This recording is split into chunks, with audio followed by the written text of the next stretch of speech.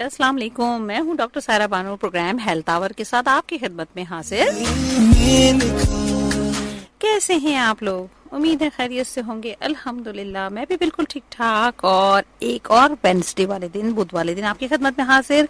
आप लोगों की इल्म में होगा कि हेल्थ आवर का मतलब सेहत के घंटे या सेहत का घंटा है, जिसपे बात होती है 2 घंटे आपके साथ किसी न किसी पर्सनैलिटी स्पेशलिटी के साथ। और हम बात करते हैं अवामुन नास की सेहत पर, अपनी सेहत पर, आपकी सेहत पर, क्योंकि सेहत पे कोई कॉम्प्रोमाइज नहीं होता।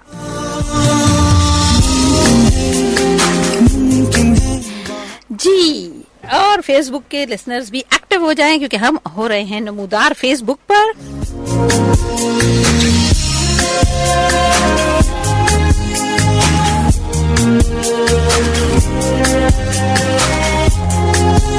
जी, अस्सलाम वालेकुम फेसबुक लिसनर्स, कैसे हैं आप लोग? फेसबुक के देखने वालों, सुनने वालों को मेरी जानिब से, मेरी टीम की जानिब से और मेरे प्रोग्राम हेल्थ आवर की जानिब से अस्सलाम वालेकुम। आज के दिन बुध वाले दिन, यानी कि दिसंबर का आखिरी बुध और 2022 का भी ये है आखिरी बुध। और इसके बाद अब इंशाल्लाह मुलाकात होगी अगले साल आपसे। लेकिन इस साल को यादगार आज बनाते हैं किस तरह, वो हमें भी आपको बताते हैं।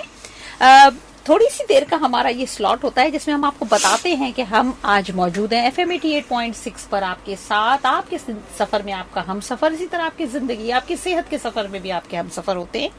और यहाँ हमारे साथ हमारे हेल्थ आवर के प्रोग्राम में कोई ना कोई बात, कोई ना कोई पर्सनालिटी हम डिस्कस करते हैं। और वो पर्सनालिटी, वो स्पेशलिटी के साथ आते हैं डॉक्टर्स, बड़े बड़े डॉक्टर्स आते हैं सिर्फ आपके लिए, आपकी सेहत के लिए, आपकी सेहत पर बात करने के लिए। और इसी बातों में हम आपको बताते हैं उनके उन मसाइल का हल जो आपको दरपेश होते हैं। मसाइल के लिए आप हमें कॉल कर सकते हैं 02199213663 पर। और इसके अलावा आप हमें SMS कर सकते हैं। SPR दीजिए, स्पेस दीजिए, पैगाम लिखिए, नाम लिखिए और इसे अपने सवाल के साथ भेज दीजिए 8881 पर। लेकिन साथ साथ फेसबुक पर भी कनेक्ट रहिए। जी हाँ, और हमारी वेबसाइट sindpolicefm.com तो है ही आपके लिए, जिस पर एक ट्रांसमीटर लगा हुआ है। आपने कहीं रेडियो ऑन नहीं करना, आप उस ट्रांसमीटर को ऑन कर दीजिए और आप हमसे कनेक्ट हो जाएंगे। अस्सलाम वालेकुम डॉक्टर साहब। वालेकुम अस्सलाम, कैसी हैं डॉक्टर साहब? अल्हम्दुलिल्लाह ठीक ठाक। डॉक्टर साहब का तारुफ मैं आपसे कराती चलूं। जी हाँ, मैं बात कर रही थी, दिसंबर का आखिरी हफ्ता है, जाते जाते कुछ ऐसा करते चले।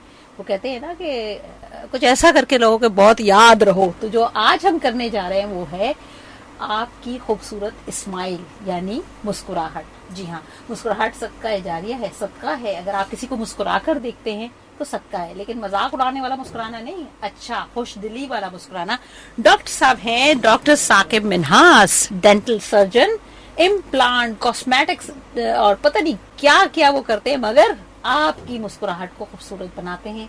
आपके दांत जो आप गंदे कर देते हैं, गुटखा पान छालिया खा के, उनको साफ कर देते हैं, उनको चमकदार बना देते हैं और उनको मजबूत भी बनाते हैं। लेकिन उसके लिए आपको भी बहुत केयर करना होगा। क्या ये हम डॉक्टर साहब से पूछते हैं। कैसे हैं डॉक्टर साहब आप? मैं बिल्कुल ठीक हूँ, आप कैसे हैं? कोई मसला तो नहीं हुआ? वैसे आज थोड़ी शहर में खुदाइयां हैं, बहुत ज्यादा काम हो रहा है, जिसकी वजह से अच्छी बात यह है कि काम हो रहा है। अल्लाह करे पूरा हो जाए इंशाल्लाह। हमारी दुआ यही है। Consultant implant, cosmetic, dental, BDS, MDS, C implant, C cosmetic. या अल्लाह, डेंटल सर्जरी में भी कॉस्मेटिक आ गया भाई। बिल्कुल। दांतों के 3 अहम काम है ना, एक चबाना, एक आपको खाने पीने में इस्तेमाल करना, बातचीत करना, और तीसरा एस्थेटिक्स, यानी कि दिखने में बहुत अहम रोल है। तो जहां दिखने की बात आती है, फेस की बात आती है, तो कॉन्शियसली स्माइल और कॉस्मेटिक जुड़ जाते हैं साथ में।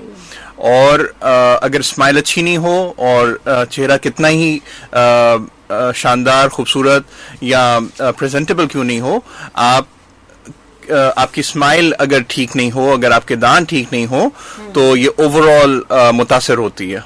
ओके, बिल्कुल आपने सही कहा। जब कोई भी हम बात करते हैं, किसी से पेयर होते हैं, तो फेस हमारा फर्स्ट अपेयरेंस होता है और उसके साथ दांत एक बहुत इंपॉर्टेंट रोल प्ले करते हैं। तो उन दांतों की खूबसूरती के लिए कि जब भी आप देखें किसी की मुस्कुराहट देखते हैं तो हम खुद तड़प जाते हैं ना, कितने मोती जैसे दांत है, कितने प्यारे साफ सुथरे दांत है।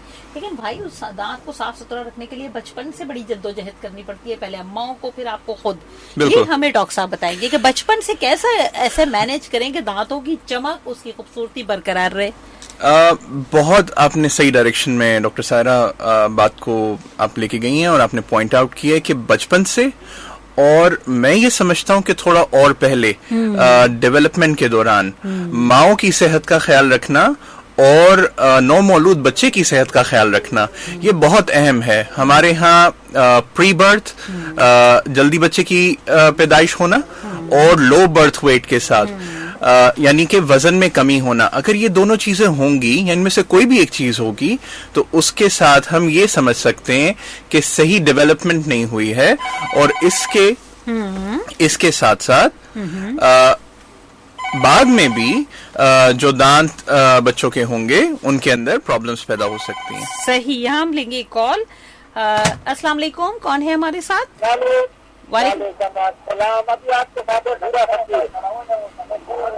कौन सा आप बात कर रहे हैं?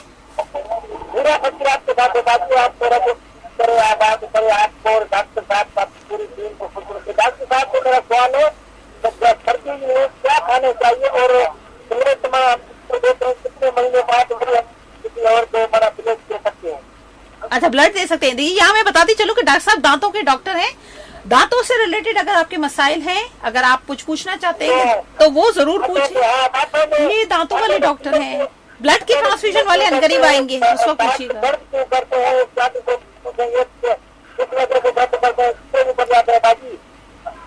अच्छा, दर्द है दांत में? ओके,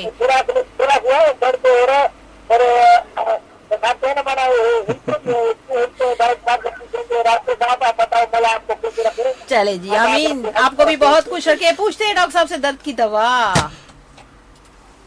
अच्छा, साईं का सवाल ये है कि दांत में खोड़ है, खड्डा है और दर्द से कैसे बचें। तो एक तो बात ये है कि बहुत अहम है कि किसी भी मर्ज के फौरी इलाज के लिए और सही तशखीस के लिए अपने से करीब किसी अच्छे इदारे में, अस्पताल में या क्लिनिक में किसी अच्छे डॉक्टर को दिखाइए ताकि सही तशखीस हो सके। ये पता चल सके कि क्या ये भराई से या सिर्फ फिलिंग से खोड़ खड्डे की मुरम्मत या रिपेयरिंग की जा सकती है या कि इसमें रूट कैनाल की जरूरत है। कई बार ऐसा भी मुमकिन होता है कि देर बहुत हो चुकी होती है और दांत निकालना पड़ता है। तो आपको मशवरा तो यही है कि आप अपने से करीब किसी अच्छे बेहतर मौलिस को जाके दिखा लीजिए। जाहिर बात है, जब तक देखेंगे नहीं तब तक पता कैसे चलेगा। और इमीडिएट कॉज अगर रूट का है, वक्ती तौर पे आम तौर पे पेन किलर्स होती हैं, सबको आम फहम पता होती हैं। वो आम गली मोहल्ले के डॉक्टर से भी पूछी जा सकती हैं या एंटीबायोटिक्स होती हैं वो पूछी जा सकती हैं, ली जा सकती हैं। चले, ये तो बहुत अच्छी बात बताइए जी। डॉक्टर साहब कंटिन्यू वहीं से करते हैं बचपन से। तो हम बात कर रहे थे कि माओ की सेहत का और नौमौलूद बच्चे की सेहत का ख्याल रखना चाहिए। अगर ग्रोथ इन डेवलपमेंट सही है तो आगे चल के आने वाली बहुत सारी चीजें पहले से ही रोकी जा सकती है। देखिए, सबसे अहम चीज प्रिवेंशन है। हम शुरू से ही पढ़ते हैं, समझते हैं कि prevention is better than cure, कि इलाज से बेहतर एहतियात है। तो एहतियात हर चीज में, हम ये समझते हैं कि सिर्फ ब्रशिंग का नाम ही एहतियात है। हम ये समझ लेते हैं कि सिर्फ कुली करने का नाम ही एहतियात है। वो लड़कियां, वो खवातीन जो माँ बनने की उम्र में दाखिल होती हैं और स्टेज में दाखिल होती हैं शादी ब्याह के बाद, उनकी सेहत का ख्याल रखना, उनके इन चीजों का ख्याल रखना कि उनके कैल्शियम, विटामिन डी लेवल्स ठीक हैं ताकि वो सही औलाद को जन्म दे सकें, उसमें कोई कमी खामी ना रहे, और उनके हीमोग्लोबिन और ब्लड लेवल्स बिल्कुल ठीक हैं, थायराइड फंक्शन और चीजें, इस चीज का ख्याल रखना। और इसके बाद जब औलाद पैदा हो जाए तो उस औलाद को अच्छी खुराक देना। मैं अक्सर व बेशतर जब बच्चों से मिलता हूँ और सवाल करता हूँ कि आप बेटे स्कूल गए तो क्या आप नाश्ता करके गए, तो अक्सर बच्चे ये बताते हैं कि हम नाश्ता करके नहीं जाते। तो that is a big drawback. That is a big drawback. हमने अपने उस्तादों से सीखा, हमने अपने बड़ों से सीखा और हमने पढ़ा भी कि नाश्ता दिन शुरू करने के आगाज में सबसे अहम चीज होती है। वो आपका सबसे बड़ा पोर्शन होना चाहिए दिन के मील का। सबसे बड़ी खुराक, अच्छी खुराक नाश्ते की होनी चाहिए। अच्छी खुराक नाश्ते की होनी चाहिए और बहुत बड़ा मील पोर्शन हो जाए कि नाश्ता बादशाहों की तरह करें, खाना दोपहर का वजीरों की तरह और रात का खाना फकीरों की तरह। बिल्कुल सही बात है। डिटेल बात करते हैं। फेसबुक के लिसनर्स को हम करते हैं यहाँ लाफिज, और आप हमें कनेक्ट हो जाइए FM 88.6 पे। जी हाँ, हम चैनल पे चलते हैं, बल्कि बैठे हुए हैं चैनल पे और चैनल पे बात करेंगे अब मजीद। यहाँ हम फेसबुक से हम डिस्कनेक्ट होंगे। बिल्कुल ठीक जी डॉक्टर साहब। तो खुराक भी बहुत अहम है और सही खुराक। आई वुड से कि खाने में फ्रूट्स को शामिल करें, खाने में अंडे को शामिल करें, बच्चों को, छोटे बच्चों को ओवर स्ट्रेस नहीं करें। अगर उन्होंने नाश्ता नहीं किया है तो वो क्लास में जाके क्या समझेंगे, क्या पढ़ेंगे, क्या करेंगे, फिर वो घर पे ही आके ज्यादा मेहनत करेंगे और फिर होमवर्क वाले टाइम में करेंगे। तो माओ को भी इस चीज को मेक श्योर करना है, पेरेंट्स को भी इस चीज को मेक श्योर करना है और फैमिली सिस्टम को इसका ख्याल रखना है। हमारे पास, हमारे मुल्क में सबसे अच्छी बात और सबसे अच्छी चीज, और मुसलमानों में ये चीज बहुत अच्छी है कि हमारे यहाँ एक फैमिली सिस्टम का तरीकेकार है। तो इन सब को मिलजुल कर इस चीज को मेक श्योर करना है कि बच्चे अपना नाश्ता करके जाएं, उनका पूरा दिन अच्छा गुजरेगा। आप दफातर में काम पे जाएं और अच्छी खुराक लेके जाएं तो हर चीज अच्छी हो जाएगी। आप ड्रेन्ड फील नहीं करेंगे ड्यूरिंग योर स्टडीज और इंस्टेंटली आपके न्यूट्रिएंट्स बॉडी में मौजूद होंगे, उनको अर्ली फंक्शन करने के लिए जिनको जरूरत होगी। सही, बहुत सही बात है। और ये चीज़ों का ख्याल हमें बचपन से रखना है। जब बच्चे कुछ नहीं खा रहे होते तो माएँ छोड़ देती हैं कि चलो वहाँ जाके खा लेगा, चलो बैग में डाल दो, चलो ये कर लो, लेकिन ऐसा नहीं होता है। वो दोस्तों में बांट रहे होते हैं चीजें और फिर वही बात रहती है कि वहाँ लेथार्जिक रहते हैं कि हाँ घर आके फिर परेशान।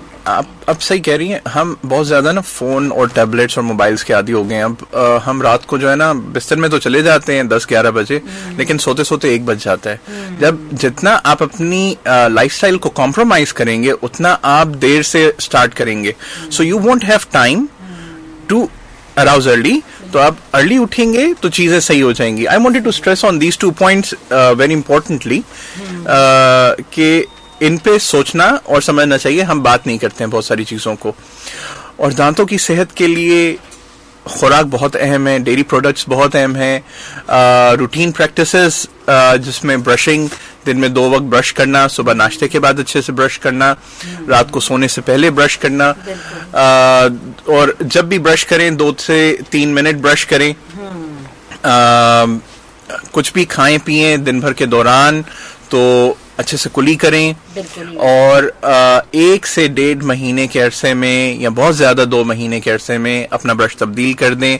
बहुत हार्ड ब्रश इस्तेमाल नहीं करें, वो भी दांतों के लिए नुकसानदेह होता है, अब्रेसिव होता है।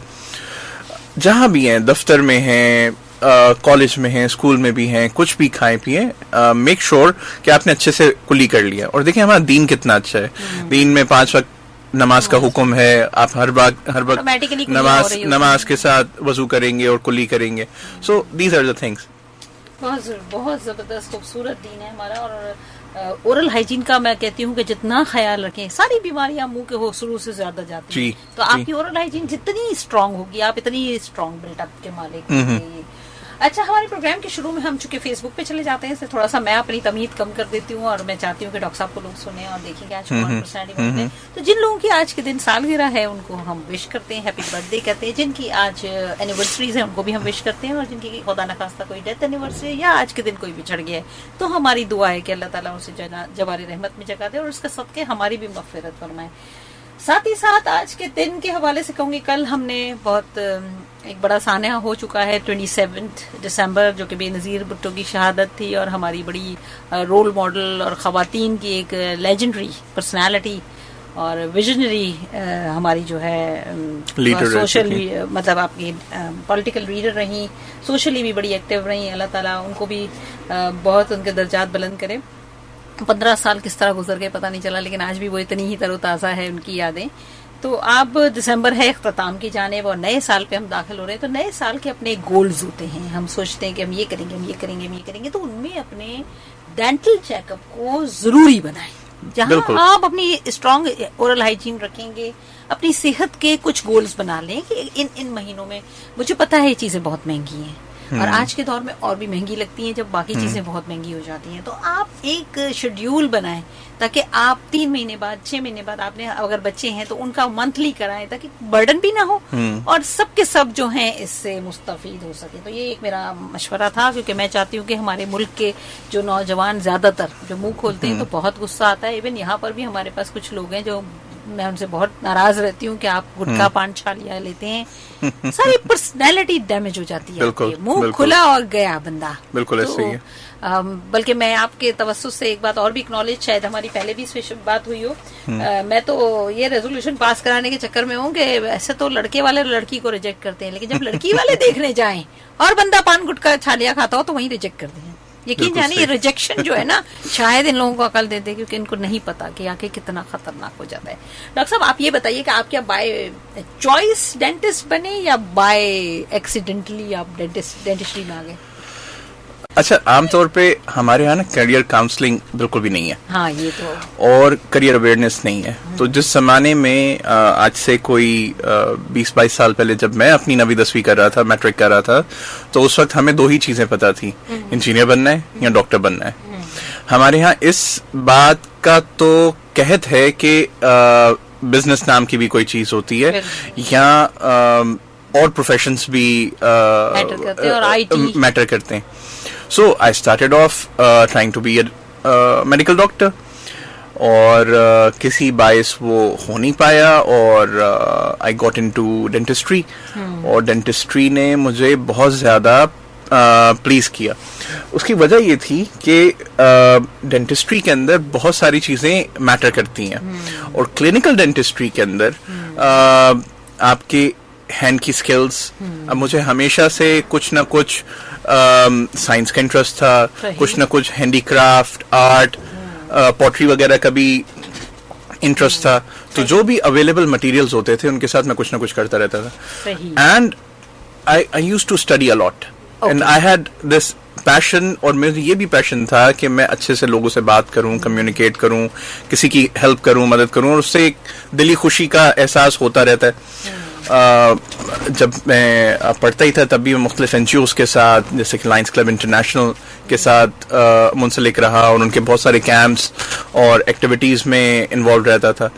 तो इवेंचुअली आई फाउंड कि जो बाय डिफॉल्ट या बाय फेट हुआ है वो अल्लाह ताला की रजा से हुआ है, और I was being prepared for that. तो शायद मैं कुछ भी करता, शायद मैं इतना ज्यादा सेटिस्फाइड और हैप्पी नहीं होता।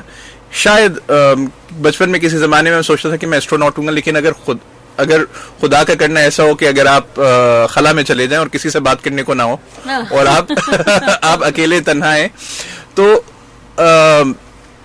advantage of dentistry is that you get to listen to people, you get to talk to people, communicate, उनको अपनी बात समझा सकते हैं, उनकी बात समझ के अखज़ कर सकते हैं कि क्या। And when you are a doctor, people talk about different things. हमारे यहाँ एक और चीज जो मैं आपसे पहले भी डिस्कस कर चुका हूँ, जैसे मदर्स की हेल्थ और बच्चों की हेल्थ, उसके साथ साथ हमारे यहाँ एक बहुत बड़ा मसला है मेंटल हेल्थ। हमारे यहाँ लोग इस बात को बहुत गलत समझते हैं कि हम किसी के पास जाके साइकोलॉजिकल हेल्प लें, मेंटल एड लें, हम साइकाइट्रिस्ट को दिखाएं, साइकोलॉजिस्ट को दिखाएं। हमें ये लगता है, ये महसूस होता है as a society in general कि ऐसा करना गलत है। मैंने रिसेंट पास्ट में ड्यूरिंग कोविड, पोस्ट कोविड, मैंने देखा है लोगों की स्ट्रेस, एंजाइटी लेवल बहुत बड़ा है, और इन कुछ महीनों में जिसमें बहुत तेजी से महंगाई बढ़ी है, लोगों का फ्रस्ट्रेशन लेवल बढ़ा है। और जब मैं कई लोगों को देखता हूँ और उनसे बात करता हूँ, तो समझ में ये आता है कि वो डेंटिस्ट को दिखाने कम आए हैं, वो एक साइकाइट्रिक हेल्प लेने आए हैं, लेकिन they don't know where to go. उनको ये पता ही नहीं है, उनको ये समझ ही नहीं आता कि कहाँ जाना है। सो we have to make it a point, and I would stress you also कि आप भी ये राह दिखाएं अच्छे साइकोलॉजिस्ट जो कि सिर्फ आपकी बात सुनते हैं, and they are properly trained कि वो आपकी बात को समझ के आपको असेस करके आपको काउंसिल करें, और साइकाइट्रिस्ट जहां पे वो लोग जो कि आपको सुनते हैं, समझते हैं, आपकी बीमारी को जांचते हैं और आपको सही मेडिसिन एडवाइस करते हैं।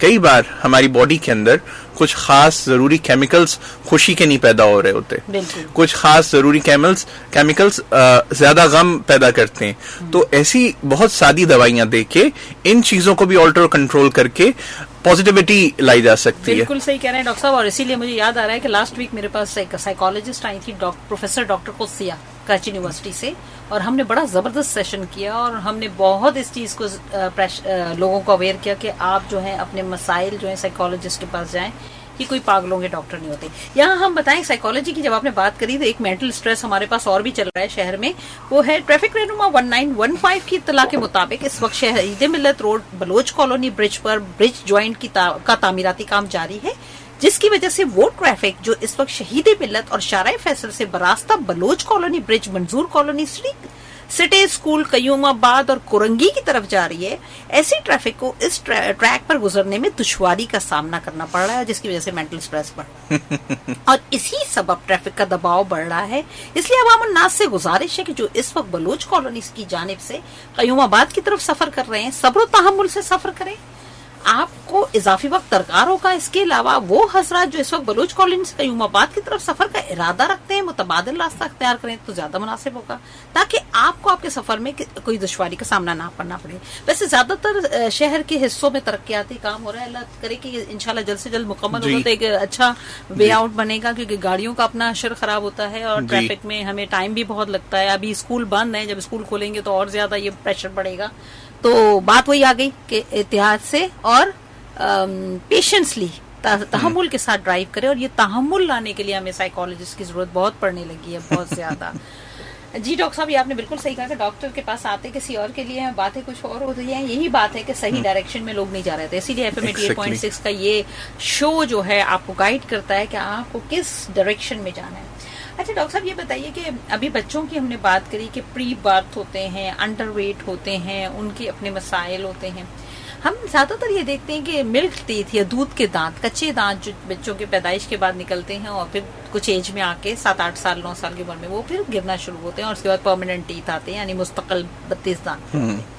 ये जो दूध के दांत होते हैं अक्सर इनमें कीड़ा लगता है जी, अक्सर ये पीले हो जाते हैं, कुछ दवाएं पीने से, कुछ ऐसे, और बच्चों के ब्रश ना करने से, और बच्चों को ब्रश की तरफ लेके आना भी एक बड़ा समझे जंग लड़ने वाली बात होती है जी। इसको आसान करें ना थोड़ा हमारी माओं के लिए। अच्छा सामाइन जो सुनने वाले हैं उनके लिए मैं ये आसान करता चलूं कि जो दूध के दांत हैं ये लगभग 6 माह की उम्र में आते हैं और 2.5-3 साल की उम्र में ये मुकम्मल हो जाते हैं।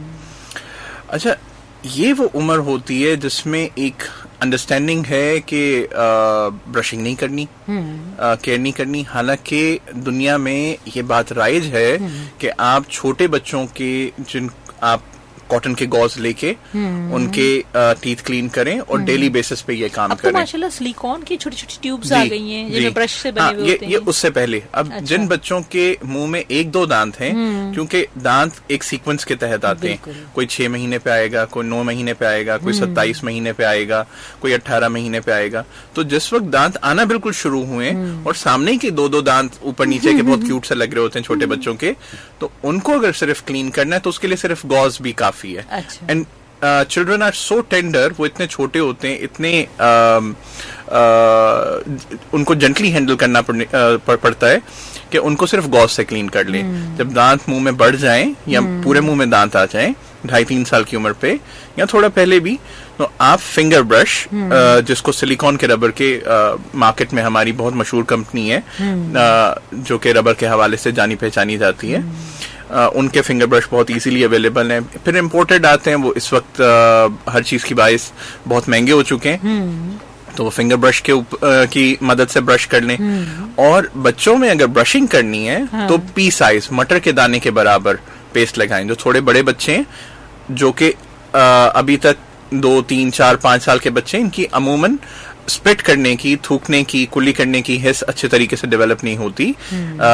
ये इनको अगर आप कहेंगे कि भाई आप ब्रशिंग के बाद थूक लें तो वो स्वॉलो कर लेते हैं। तो इस चीज को कि वो अननेसेसरी पेस्ट को स्वॉलो करें, उसके साथ फ्लोराइड को स्वॉलो करें। इन बच्चों में कम से कम मिकदार में आप पेस्ट का इस्तेमाल करें। और बच्चों के पेस्ट भी मार्केट में अवेलेबल हैं, लोकल ब्रांड्स भी हैं, उनको इस्तेमाल करें। तो पहली और एक अहम चीज तो ये है कि आप इनकी रूटीन हाइजीन मेंटेन करें। अब बच्चों के दांत कैसे खराब होते हैं? कई सारी माएं बच्चों को खाना खिलाने की, फीड करने की कोशिश करती हैं और वो कुछ खाते पीते नहीं है, तो माएं इस चक्कर में उनको फीडर में जूसेस या टॉप फीड्स या कई बार ग्राइंडर में नरम करके कुछ खाने वाने मिला के वो भी उनको दे देती हैं। अब ये जब खाना उनकी नींद में, ये फीडर्स उनकी नींद में लगे होते हैं, तो ये मुस्तकिल तौर पे मुंह में रुके रहते हैं और वहां पे गलन सड़न के अमल को तेज कर देते हैं।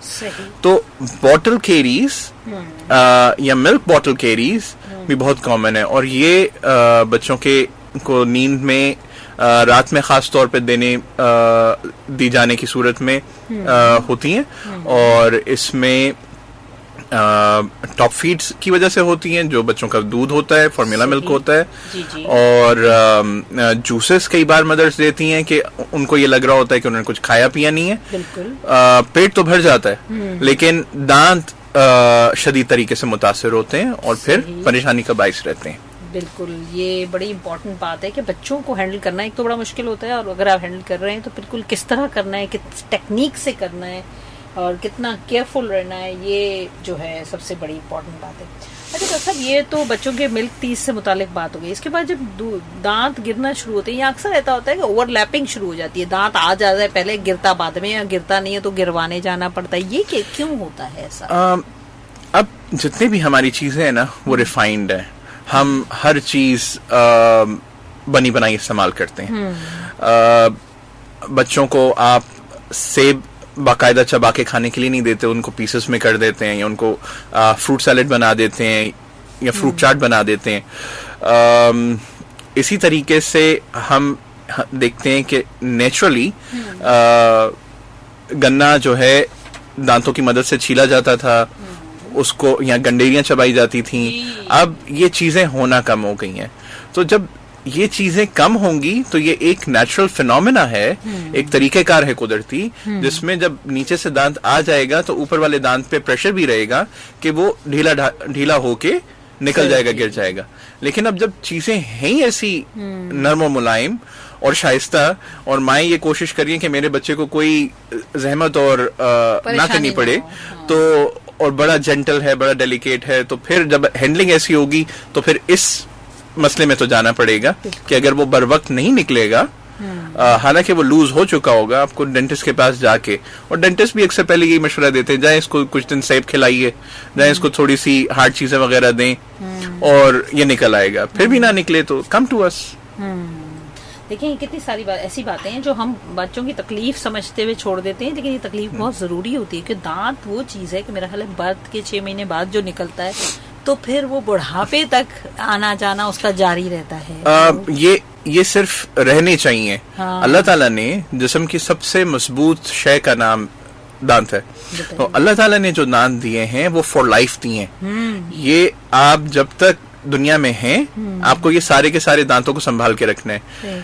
तो आप सही केयर नहीं करते, इसलिए आप इनको लूज करते हैं। और सही केयर के लिए अपने डेंटिस्ट को हर 3 महीने में दिखाना बहुत अहम है, और अगर आप ये भी नहीं कर सकते तो हर 6 महीने में जाके दांतों की सफाई कराना बहुत अहम है। इसमें भी आपका चेकअप हो जाएगा। ये भी नहीं कर पाते हैं तो कम से कम साल में 1 दफा तो जाइए। और जो लोग ब्लड प्रेशर की दवाई लेते हैं वो ये देखें कि क्या उनकी ब्लड प्रेशर की दवाई ऐसी तो नहीं है, जैसे कुछ दवाइयां होती हैं जो कि दांतों के मसूड़ों को मुतासिर करती हैं। यहाँ डायबिटिक्स हैं, कुछ लोग ये सोचते हैं नहीं मैं बिल्कुल ठीक रहता हूँ और दवाई नहीं लेते, तो उनको अपनी शुगर को कंट्रोल करने की जरूरत है। शुगर के पेशेंट को उनके दांतों में खोड़ खड्डे होके दांत नहीं निकलते या खराब होते, उनके सपोर्टिंग स्ट्रक्चर हड्डी दांत को छोड़ देती है और दांत बिल्कुल सेहतमंद बाहर आ रहा होता है। लेकिन क्या होता है कि जिस बेस में, जिस सतह में, जिस जमीन में वो हड्डी है, वो मसूड़ा है जिसमें दांत जमा हुआ है, वो उसको छोड़ देता है ओवर द पीरियड। और इसके लिए बहुत अहम है कि अपनी शुगर को कंट्रोल करें, क्योंकि यही जरासीम अवेलेबल शुगर को इस्तेमाल करते हैं अपनी खुराक के लिए, और उन जगहों पे जहाँ पे इजी होता है, और वो दांतों के अराउंड भी बहुत इजी होता है उनको, तो ये करते हैं। बहुत जरूरी है कि टूथपेस्ट इस्तेमाल करें, सारी चीजें इस्तेमाल करें, लेकिन साथ साथ मिसवाक का इस्तेमाल करें। तो सुन्नत रसूल सल्लल्लाहु अलैहि वसल्लम भी है, और साथ ही साथ मिसवाक के तो इतने फवाइद हैं कि वो आप देखें ना, विसाल मुबारक से पहले आपने मिसवाक की, यानी अपने रब से मिलने से पहले आपने अपने ओरल हाइजीन का ख्याल रखा। तो सोचिए कितनी जरूरी चीज है जिसको हम मिस कर रहे हैं, और हम इसको रात को डील्स मंगवा के खा लेते हैं, फिर ऐसे ही सो जाते हैं, हम ब्रश करने की आदी नहीं रहे, तो फिर ये सारे मसाइल तो होंगे। साथ ही साथ हमारे यहाँ बच्चों को दूध पीने की, दूध या कैल्शियम की चीजें खाने की आदत कम होती है, जिसकी वजह से भी दांत बहुत मुतासर होते हैं, और एल्डरली स्टेज में आके ऑस्टियोपोरोसिस होता है जब खवातीन में या हजरात में भी, तो सबसे पहला इफेक्ट उसमें दांत भी हमें नजर आते हैं जो धड़ाधड़ गिर रहे होते हैं। एक और चीज जो बढ़ती जा रही है सोसाइटली, वो है विटामिन डी की डेफिशिएंसी। तो विटामिन डी बहुत अहम चीज है, ये एक व्हीकल के तौर पे काम करता है। ये वो गाड़ी है जो कि मसल्स और हड्डियों में स्टोर कराता है कैल्शियम को, और कैल्शियम को लेके जाता है जरूरत के लिए। तो इसकी कमी के बायस भी दांतों की बनावट में और ऑस्टियोपोरोसिस होने की और हड्डियों की बीमारियों के और जल्दी थकने के प्रॉब्लम्स बढ़ते जा रहे हैं। तो इसको भी देखना और कंट्रोल करना बहुत अहम है। आप थोड़ी देर पहले ये भी बात कह रही थी कि डेंटिस्ट बहुत महंगे हैं या डेंटल ट्रीटमेंट भी बहुत महंगा है। इसमें एक बहुत अच्छी चीज ये हुई है कि पाकिस्तान भर में जगह जगह डेंटल कॉलेजेस खुले हैं। तो ये बड़ा जी, तो इन डेंटल कॉलेजेस की वजह से बहुत म्यारी और सस्ती डेंटल सर्विसेज, कम से कम भी अगर मैं कहूँगा कि बहुत अच्छी और म्यारी पेन मैनेजमेंट, जिसमें आप बहुत सस्ते में बहुत सारे शहर भर में भी, दूर दराज इलाकों में भी, सिंध में भी और ऑल ओवर पाकिस्तान जितने भी प्राइवेट कॉलेजेस का इजाफा हुआ है या गवर्नमेंट लेवल के बहुत सारे कॉलेजेस हैं। शहर में 4-5 के करीब गवर्नमेंट लेवल के इदारे हैं मुख्तलिफ इलाकों में जो ओवरऑल कवर करते हैं। तो आप यहाँ पे जाके सही तशखीस और दर्द का आराम और दांतों की सफाई बहुत कम तसल्ली के साथ और अच्छे पैसों में करवा सकते हैं। ये तो बड़ा प्लस पॉइंट है। ये बिल्कुल प्लस पॉइंट है, ये बहुत प्लस पॉइंट है। डेंटल कॉलेजेस के साथ जो अटैच ओपीडीज बना दी गई हैं, जिसमें 3 लेवल शायद हैं कि जूनियर, मिडिल और फिर सीनियर। जी, तो आप जिसको चाहें दिखाएं, लेकिन हर जगह रेट बहुत मुनासिब होते हैं। ये अपनी जगह बिल्कुल हकीकत है। डॉक्टर साहब, एक ये भी तो मिथ है ना कि हमारे पॉलिशिंग से जो है हमारे दांतों का स्ट्रक्चर कमजोर हो जाता है, बार बार क्लीनिंग से दांत कमजोर हो जाते हैं। देखिए, पहले हम ये देख लेते हैं कि इसमें रिकमेंडेड क्या है। जितनी भी पर्टिनेंट एसोसिएशंस हैं, इवन के WHO, वर्ल्ड हेल्थ ऑर्गेनाइजेशन, वो कहती है कि हर 6 महीने बाद हर किसी को अपने दांतों की सफाई करानी चाहिए। तो WHO तो ऐसे नहीं कह सकती। और फिर अमेरिकन एसोसिएशन जो है वो ये कहती है डेंटिस्ट्री की कि 6 महीने में होना चाहिए, और दुनिया की जितनी भी पर्टिनेंट बॉडीज हैं वो भी यही बात कहती हैं। तो अगर ये कह रहे हैं ये बात, और यहाँ पे तो ये तो बात जरूरी है और दुरुस्त है कि कराना चाहिए। अब हर किसी की स्केलिंग करने के लिए जज कौन करेगा? जज करने वाला वो बंदा है जिसके पास आप जा रहे हैं। अगर आप किसी गली मोहल्ले में किसी अताई के पास चले जाएंगे तो वो ना समझता होगा, ना उसकी सही काबिलियत होगी, ना उसकी सही तालीम होगी, ना सही स्किल होगी। उसने तो आपसे कुछ पैसे लेने, वो थोड़े पैसे लेने या ज्यादा पैसे लेने, उसने तो आपको पोटेंशियलाइज करना है एज अ कस्टमर, और उसने आपसे पैसे बनाने। लेकिन जब आप किसी सही स्किल्ड प्रोफेशनल के पास जाएंगे तो वो प्रोफेशनल देखेगा क्या इनकी सफाई होनी चाहिए कि नहीं। अब एक शख्स है जिसने 25, 30, 40 साल गुटखा मावा खाया और उसके सिर्फ मुंह में दांत नजर आ रहे हैं और वो वैसे ही हिल रहे हैं, और उसके दांतों के दरमियान या दांतों के ऊपर शदीद स्टेन्स और दांतों के दरमियान शदीद टाटर जमा हुआ है। अगर इसको साफ कर देंगे तो जो दांत उसके जमे हुए थे वो हिलने लगेंगे, और वो फौरन आपसे ये मुतालबा करेगा कि मैं तो अपने मजबूत दांत लेके आया था, मेरे दांत तो जुड़े हुए थे। तो पहले आपको उसको बताना पड़ेगा कि मैं जब सफाई करूंगा तो उसके बाद ये हिलेंगे क्योंकि मैल से जमे हुए। और अगर फिर भी तुम कराना चाहते हो तो उसके बाद कुछ दांत ऐसे हैं जो तुम्हें शायद निकलवाने पड़े या वो ज्यादा हिलने जुलने लगे। So you have to inform the patient rightly. ऐसा गलत है कि हर कोई जाएगा और हर 6 महीने बाद जाएगा तो उसके दांत हिलने लग जाएंगे, गिरने लग जाएंगे। ये दांतों की सर्विस की तरह है, दांत एक मशीन की मानंद है। तो किसी भी मशीन को आप टाइमली मेंटेन करेंगे उसकी लाइफ बढ़ेगी, लेकिन you have to start maintaining them early. पक्के दांत 6 और 12 साल की उम्र में आ जाते हैं। तो अगर हम ये भी कहें कि 12-15 साल की उम्र से स्केलिंग करानी शुरू कर देनी चाहिए, बहुत हद 18 साल की उम्र से स्केलिंग करानी शुरू कर देनी चाहिए, तो करानी शुरू कर देनी चाहिए। अगर 18 साल या 20 साल का शख्स 60 साल में पहली दफा स्केलिंग कराने आएगा तो वो 40 दूनी 80 दफा कराने के बजाय वो सारी मैल एक ही दफा में करवाने आएगा, और 40 साल की सफाई एक ही दफा करवाने आएगा, तो कैसे होगा? आप 40 साल घर नहीं साफ करें अपना, या 40 साल अपनी गाड़ी की सर्विस नहीं करवाएं, मुमकिन ही नहीं। तो क्या होगा और कैसा होगा? बिल्कुल, वो सब कुछ खत्म हो गई अंदर से। फिर आपने जैसे सर्विस कराई, बहुत सारे पुर्जे आपके हाथ में आ जाएंगे। यही हाल दांत का है। बहुत सारी बातें दांतों के हवाले से हम करेंगे। आप हमें कॉल कर सकते हैं 99213663 पर, या फिर आप हमें मैसेज कर सकते हैं 8881 पर। अभी हम आपके लिए एक सॉन्ग प्ले करते हैं कि थोड़ा सा डॉक्टर साहब को भी सांस लेने का मौका देते हैं। न्यूज ब्रेक के बाद फिर वापस भी आएंगे, हो सकता है पहले भी न्यूज ब्रेक से आ जाएं। सॉन्ग है हमारा ISPR का, बहुत जबरदस्त, मुझे बहुत पसंद है ये सॉन्ग और मैं जरूर इसको एंजॉय करती हूँ, आपको भी एंजॉय करवा रही हूँ। सुनते रहिए सिद्ध पुलिस FM 88.6 हेल्थ आवर में। मैं हूँ डॉक्टर सायरा, मेरे साथ मौजूद हैं डॉक्टर साकिब मिन्हास। के बंदे हैं एक दम पे चलने वाले, एक जमीन पे बसने वाले, एक ही परचम के रखवाले, हर पल एक है, हाँ हम एक है, हाँ हम एक है, हाँ हम एक है।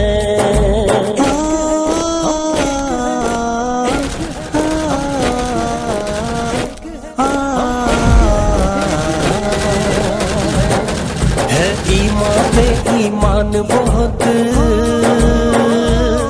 और यकीन बहुत है मुस्तहकम, जब ईमान यकीन है मुस्तहकम तो अमल भी है यूं हम पे हम, हर पल एक है, हाँ हम एक है, हाँ हम एक है, हाँ हम एक है। हम जुड़े तो अजमत बन जाए, नजर वतन की बन जाए, जब निस्बत धरती की मिट्टी, धरती की वर्दी बन जाए, की वर्दी बन जाए, की वर्दी बन जाए। कम न हो एक जरा भी हौसला, बहर की सब हदों से बड़ा, जो जहां भी रहे आज मिल के कहे, बहर की हर लहर पासबानों से कहने लगी, हाँ हर पल एक है, हाँ हम एक है, हर पल एक है, हाँ हम एक है, हाँ हम एक है, हाँ हम एक है।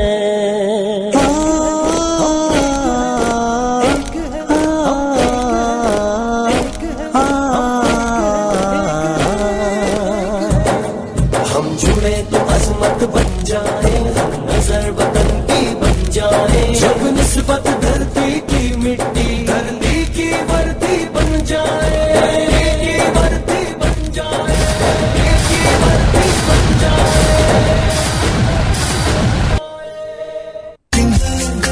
मुमकिन है बाहर, मुमकिन है जिंदगी।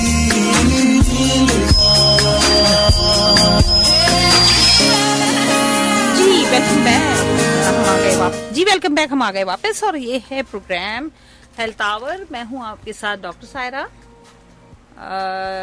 यहाँ बात हो रही है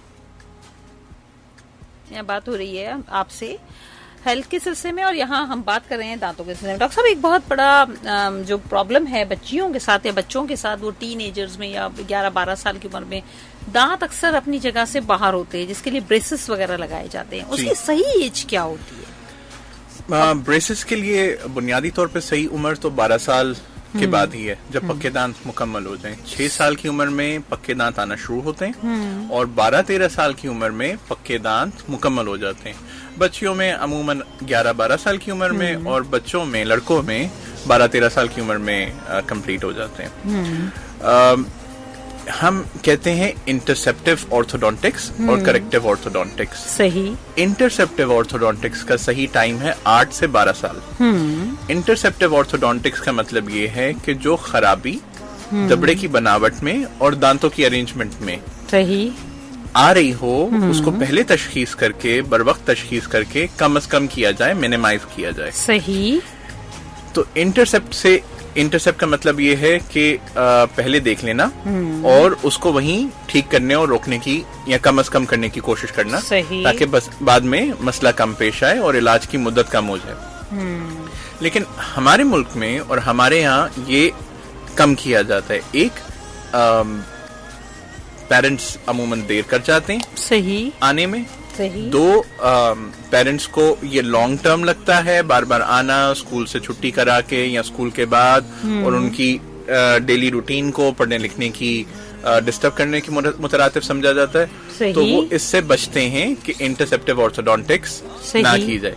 लेकिन जितनी भी अच्छे क्लिनिक्स हैं, जैसे हमारा क्लिनिक है या बड़े इदारे हैं या गवर्नमेंट और नामी गिरामी इंस्टीट्यूशंस हैं, वहां पे इस चीज पे फोकस रखा जाता है। पेशेंट्स को गाइड और काउंसिल किया जाता है, लेकिन उनको ऑप्शन दे दिया जाता है। सही एज जो करेक्टिव ऑर्थोडोंटिक्स का है, ब्रेसेस के जरिए दांत सीधे करने का या ब्रेसेस लगाने का, वो 12 साल के बाद है। जब मुकम्मल हो चुके हों पक्के दांत तो ब्रेसेस तभी लगेंगे। और इससे पहले वाले वक्त में ब्रेसेस नहीं लगते, ब्रैकेट्स या कुंडे नहीं लगाए जाते। मुख्तलिफ अप्लायंसेस होती हैं जिनको हम मायो फंक्शनल अप्लायंसेस कहते हैं, या आप आसान करके अप्लायंस समझ लें, जिसको फिक्स कर दिया जाता है या निकालने लगाने की होती हैं। उनको कुछ वक्त के लिए, काफी वक्त के लिए पहनना होता है। ये करेक्शंस कर रही होती हैं जबड़े की बनावट में भी और दांतों की अलाइनमेंट में और अरेंजमेंट में भी। ब्रेसेस का दौरानिया जितनी ज्यादा खराबी होगी उसके ऊपर मुनहसर होगा। किसी में 1 साल में नताइज आ सकते हैं ब्रेसेस लगा के, अगर खराबी कम है। किसी में 2, 3, 4 साल भी लग सकते हैं। और इसी तरह अगर पहले से कोई अप्लायंसेस पहनना शुरू की जाए तो उन अप्लायंसेस के साथ अगर मिला के टाइम को देखा जाए तो कई ये ज्यादा वक्त भी हो सकता है या लग सकता है। सही, बिल्कुल। ये अच्छा डॉक्टर साहब, इसका वाकई कोई फायदा होता है? इन ब्रेसेस से फर्क पड़ता है? जी बिल्कुल। इलाज की तशखीस और इलाज का प्लान, डायग्नोसिस और ट्रीटमेंट प्लानिंग बहुत अहम चीजें होती हैं। अगर सही से तशखीस की गई है और सही से इलाज का प्लान बनाया गया तो इलाज सही होगा और उससे फायदा होगा। लेकिन अगर जल्दबाजी में सही तशखीस के बगैर, सही ट्रीटमेंट प्लान के बगैर इलाज कर दिया जाएगा तो इलाज में रिलैप्स होने के, दोबारा खराबी आने के चांसेस बहुत ज्यादा होंगे। तो ट्रीटमेंट प्लानिंग और डायग्नोसिस, कई बार क्लिनिक्स पे पेशेंट आता है और पेशेंट को हम इवैल्यूएट करते हैं। पेशेंट दर्द के साथ होता है लेकिन वो पेन किलर खा के आया होता है। ना पेशेंट सही से जज कर पा रहा होता है, ना डॉक्टर सही से बता पा रहा होता है या जज कर पाता है, क्योंकि मास्किंग हो जाती है। और ऐसे मरीजों में कई दांत एक साथ 2-3 दांतों में तकलीफ होती है। और इस किस्म की सूरत हाल में पेशेंट का बजट भी सिर्फ इतना होता है या उसकी ख्वाहिश भी ये होती है कि जिसमें दर्द है सिर्फ डॉक्टर साहब उसका इलाज कर दें। So doctors have to tell them and guide them कि सही तशखीस के लिए आप दोबारा आ जाएं, और उस दिन आए तो 8, 10, 12 घंटे के दौरान कम से कम आने से पहले कोई दवाई दर्द की ना खा के आए, ताकि ये सही से जांचा जा सके कि इस वक्त आपको किस दांत में तकलीफ है। तो some of the times due to this reason या किसी और सबब बार बार डायग्नोसिस के लिए भी बुलाना पड़ सकता है, ताकि सही तरीके से पता चल जाए कि हाँ जी इलाज की किस में जरूरत है। कुछ बार कुछ दांत ऐसे होते हैं जो मार्जिन पे होते हैं। कई बार हमारे पास पेशेंट्स आते हैं, उनके एक दांत में फिलिंग की जरूरत होती है और एक में रूट कैनाल की। एक्सरेज करें या सब चीजों को असेस करें, ऐसे लग रहा होता है कि दोनों दांतों में रूट कैनाल का ट्रीटमेंट करना पड़ रहा है। अगर रूट कैनाल दोनों में किया जाएगा तो दोनों में कैपिंग की जरूरत होगी, तो it will be a costly procedure. तो हमें सेफ भी करना है पेशेंट को इस चीज से कि उसकी अननेसेसरी इन्वेस्टमेंट नहीं हो और फिलिंग वाला फिलिंग से बच जाए। बिल्कुल, रूट कैनाल पर हम बात कर लेंगे। इस वक्त हम जाएंगे न्यूज ब्रेक की जानिब, 12 बज रहे हैं, और उसके बाद हम वापस आएंगे न्यूज ब्रेक से, तो आपसे बात करेंगे बहुत डिटेल में। सुनते रहिए सिंधपुलिस FM 88.6, आपके सफर में आपका हमसफर। Welcome back. प्रोग्राम है हेल्थ आवर, मैं हूं डॉक्टर सायरा, मेरे साथ मौजूद है डॉक्टर साकिब मिनाज साहब हैं डेंटल सर्जन, और बातें हो रही हैं डेंटिस्ट्री पे, दांतों की। आपकी चेहरे की स्माइल को खूबसूरत बनाने के लिए हम जतन कर रहे हैं। डॉक्टर साहब ये बताइए कि ट्राइजेमिनल न्यूरैल्जिया ये क्या होता है? ट्राइजेमिनल न्यूरैल्जिया हमारे फेस में दो किस्म की इनर्वेशंस होती हैं। एक सेंसरी इनर्वेशन होती है और एक मोटर इनर्वेशन होती है। इन दोनों के साथ किसी किस्म की परेशानी पैदा हो तो इनको हम न्यूरल्जियास कहते हैं। एक ट्राइजेमिनल नर्व के साथ होता है जो कि हमारी फेस की खास तौर पे सेंसरी इनर्वेशन को लेके आती है। अगर इसकी अंदर किसी किस्म की खराबी पैदा हो जाए, उसमें चेहरे की हसासियत या ट्राइजेमिनल नर्व की हसासियत बढ़ जाए, तो इस कंडीशन को हम ट्राइजेमिनल न्यूरल्जिया कहते हैं। और दूसरी ये होती है फेशियल नर्व, जो कि मोटर फंक्शन को कंट्रोल कर रही होती है। अगर इसमें कोई खराबी आ जाए तो बेल्स पैल्सी या फेशियल नर्व पैल्सी कहलाती है। तो इन दोनों के अंदर किसी किस्म के पेन होने की, हसासियत बढ़ने की शिकायत पेशेंट इजहार कर रहा होता है, और इसके मुख्तलिफ किस्म के फिर ट्रीटमेंट्स होते हैं, जिसमें क्रायोसर्जरी भी होती है कई बार, या इंजेक्शन के जरिए भी उसको नर्व को ब्लॉक कर दिया जाता है। एक चेहरे की जानिब से बाहर से उसके आने वाली जगह को, जहां उसका गैंग्लियन होता है नर्व का मेन, जहां से ब्रांच आउट करती है, और वहां पे डिपॉजिट करा के उसको रोक दिया जाता है। ये खास तौर पे डेंटिस्ट्री के अंदर जो मैक्सिलोफेशियल सर्जन्स होते हैं या ENT वाले होते हैं, वो इस चीज को प्रैक्टिस करते हैं और मैनेज करते हैं। अच्छा डॉक्टर साहब, अक्सर ऐसा होता है कि हम कोई दांत या तो निकलवाते हैं या उसका कोई मैनेजमेंट करवाते हैं, आइदर रूट कैनाल हो गया या कैपिंग हो गई। उस सूरत में भी हमें कभी कभी ये रिजल्ट्स मिलता है, फेशियल पैलेस का रिजल्ट मिलता है क्या सर? हो सकती है। देखिए, जब हम एक्सट्रैक्शन कराते हैं और खास तौर पे विजडम टूथ के साथ दांत निकालने में कॉम्प्लिकेशंस हो सकती हैं, और मुख्तलिफ किस्म की कॉम्प्लिकेशंस हो सकती हैं। ऊपर के जबड़े में अगर दाढ़ निकाली जा रही है, खास तौर पे 6 नंबर टूथ निकाला जा रहा है, या जिसको हम फर्स्ट मोलर कहते हैं, तो आम तौर पे या कभी कभार उसकी रूट्स साइनस के करीब होती हैं। तो ऐसी कंडीशन में, ऐसी सूरत में ओरोएंट्रल कम्युनिकेशन बन सकता है, जिसमें नाक के साइनस के अंदर से एक रास्ता मुंह में खुल जाता है। लेकिन इसकी मैनेजमेंट डिपेंड करती है उस ओपनिंग के ऊपर। अगर ये 2 मिलीमीटर तक की है, छोटी है, तो कोई चीज करने की जरूरत नहीं है। जो खून का लोथड़ा दांत निकलने के बाद जमेगा, उसके साथ ये ठीक हो जाएगी। अगर ये इससे बड़ी है तो सूचर किया जा सकता है, टांका वगैरह लगाया जा सकता है, 2 मिलीमीटर से ज्यादा का है। और उसी तरीके से अगर विजडम टूथ नीचे के निकाले जा रहे हों तो उसमें एक्सरे करना बहुत जरूरी है, क्योंकि विजडम टूथ की जो रूट्स होती हैं वो नीचे से इंफीरियर एल्वियोलर नर्व के साथ गुजर रही होती हैं। तो इंफीरियर एल्वियोलर नर्व जो है वो नीचे के सारे दांतों की इनर्वेशन को मुतासिर कर सकती है, साथ ही साथ जुबान के कुछ हिस्से को, उस साइड के, और गम्स की इनर्वेशन को कुछ हद तक मुतासिर कर सकती है। तो दांत निकालने में अगर ये नर्व कंप्रेस हो जाए या डैमेज हो जाए तो पार्शियल या कंप्लीट एथीसिया हो सकता है। अगर सिर्फ कंप्रेस हुई है तो 2-3-4 महीने के अंदर ये खुद ही रिकवर करके ठीक हो जाती है। लेकिन अगर दांत निकालने में ये डैमेज हो जाए तो कंप्लीट पैरेस्थीसिया भी हो सकता है, और उसमें जुबान से हकलाहट हल्की फुल्की, या जुबान का वो हिस्सा जिसको इनर्वेशन मुतासिर होगी राइट या लेफ्ट साइड पे, वो थोड़ा सा पेशेंट को या जो भी शख्स होगा उसको मोटा या नम सा महसूस होगा, सुन सा महसूस होगा, और वो स्ट्रक्चर्स भी जो उसको इनर्वेट कर रहे होंगे, और स्पीच कुछ हद तक बोलना मुतासिर हो सकता है। तो ये कॉमन प्रॉब्लम्स हैं जो कि दांत की रूट के साथ आ सकती हैं। सही। बिल्कुल, ये बड़े इम्पोर्टेंट बातें हैं, लेकिन इसके लिए बहुत जरूरी है कि आप जिस डॉक्टर के पास जा रहे हैं वो कितना काबिल है। अताइयों से परहेज करें, गली मोहल्लों के डॉक्टर से परहेज करें, और जीपीज भी जो है अपना इसमें रोल प्ले करें कि अच्छे डॉक्टर्स पे रिकमेंड करें अपने पेशेंट्स अच्छा, को। एक चीज मैं और ये कह दूं कि जो ट्राइजेमिनल न्यूरल्जिया है या बेल्स पैल्सी है, जो फेशियल नर्व पैल्सी है, इन दोनों में कई बार पेशेंट ये समझ रहा होता है या इस चीज को रिलेट कर रहा होता है कि मैंने फलाना दांत निकाला था, उसकी वजह से ये चीज हुई। हालांकि आम तौर पे दांत की एक्सट्रैक्शन सबब नहीं होती इन दोनों चीजों की।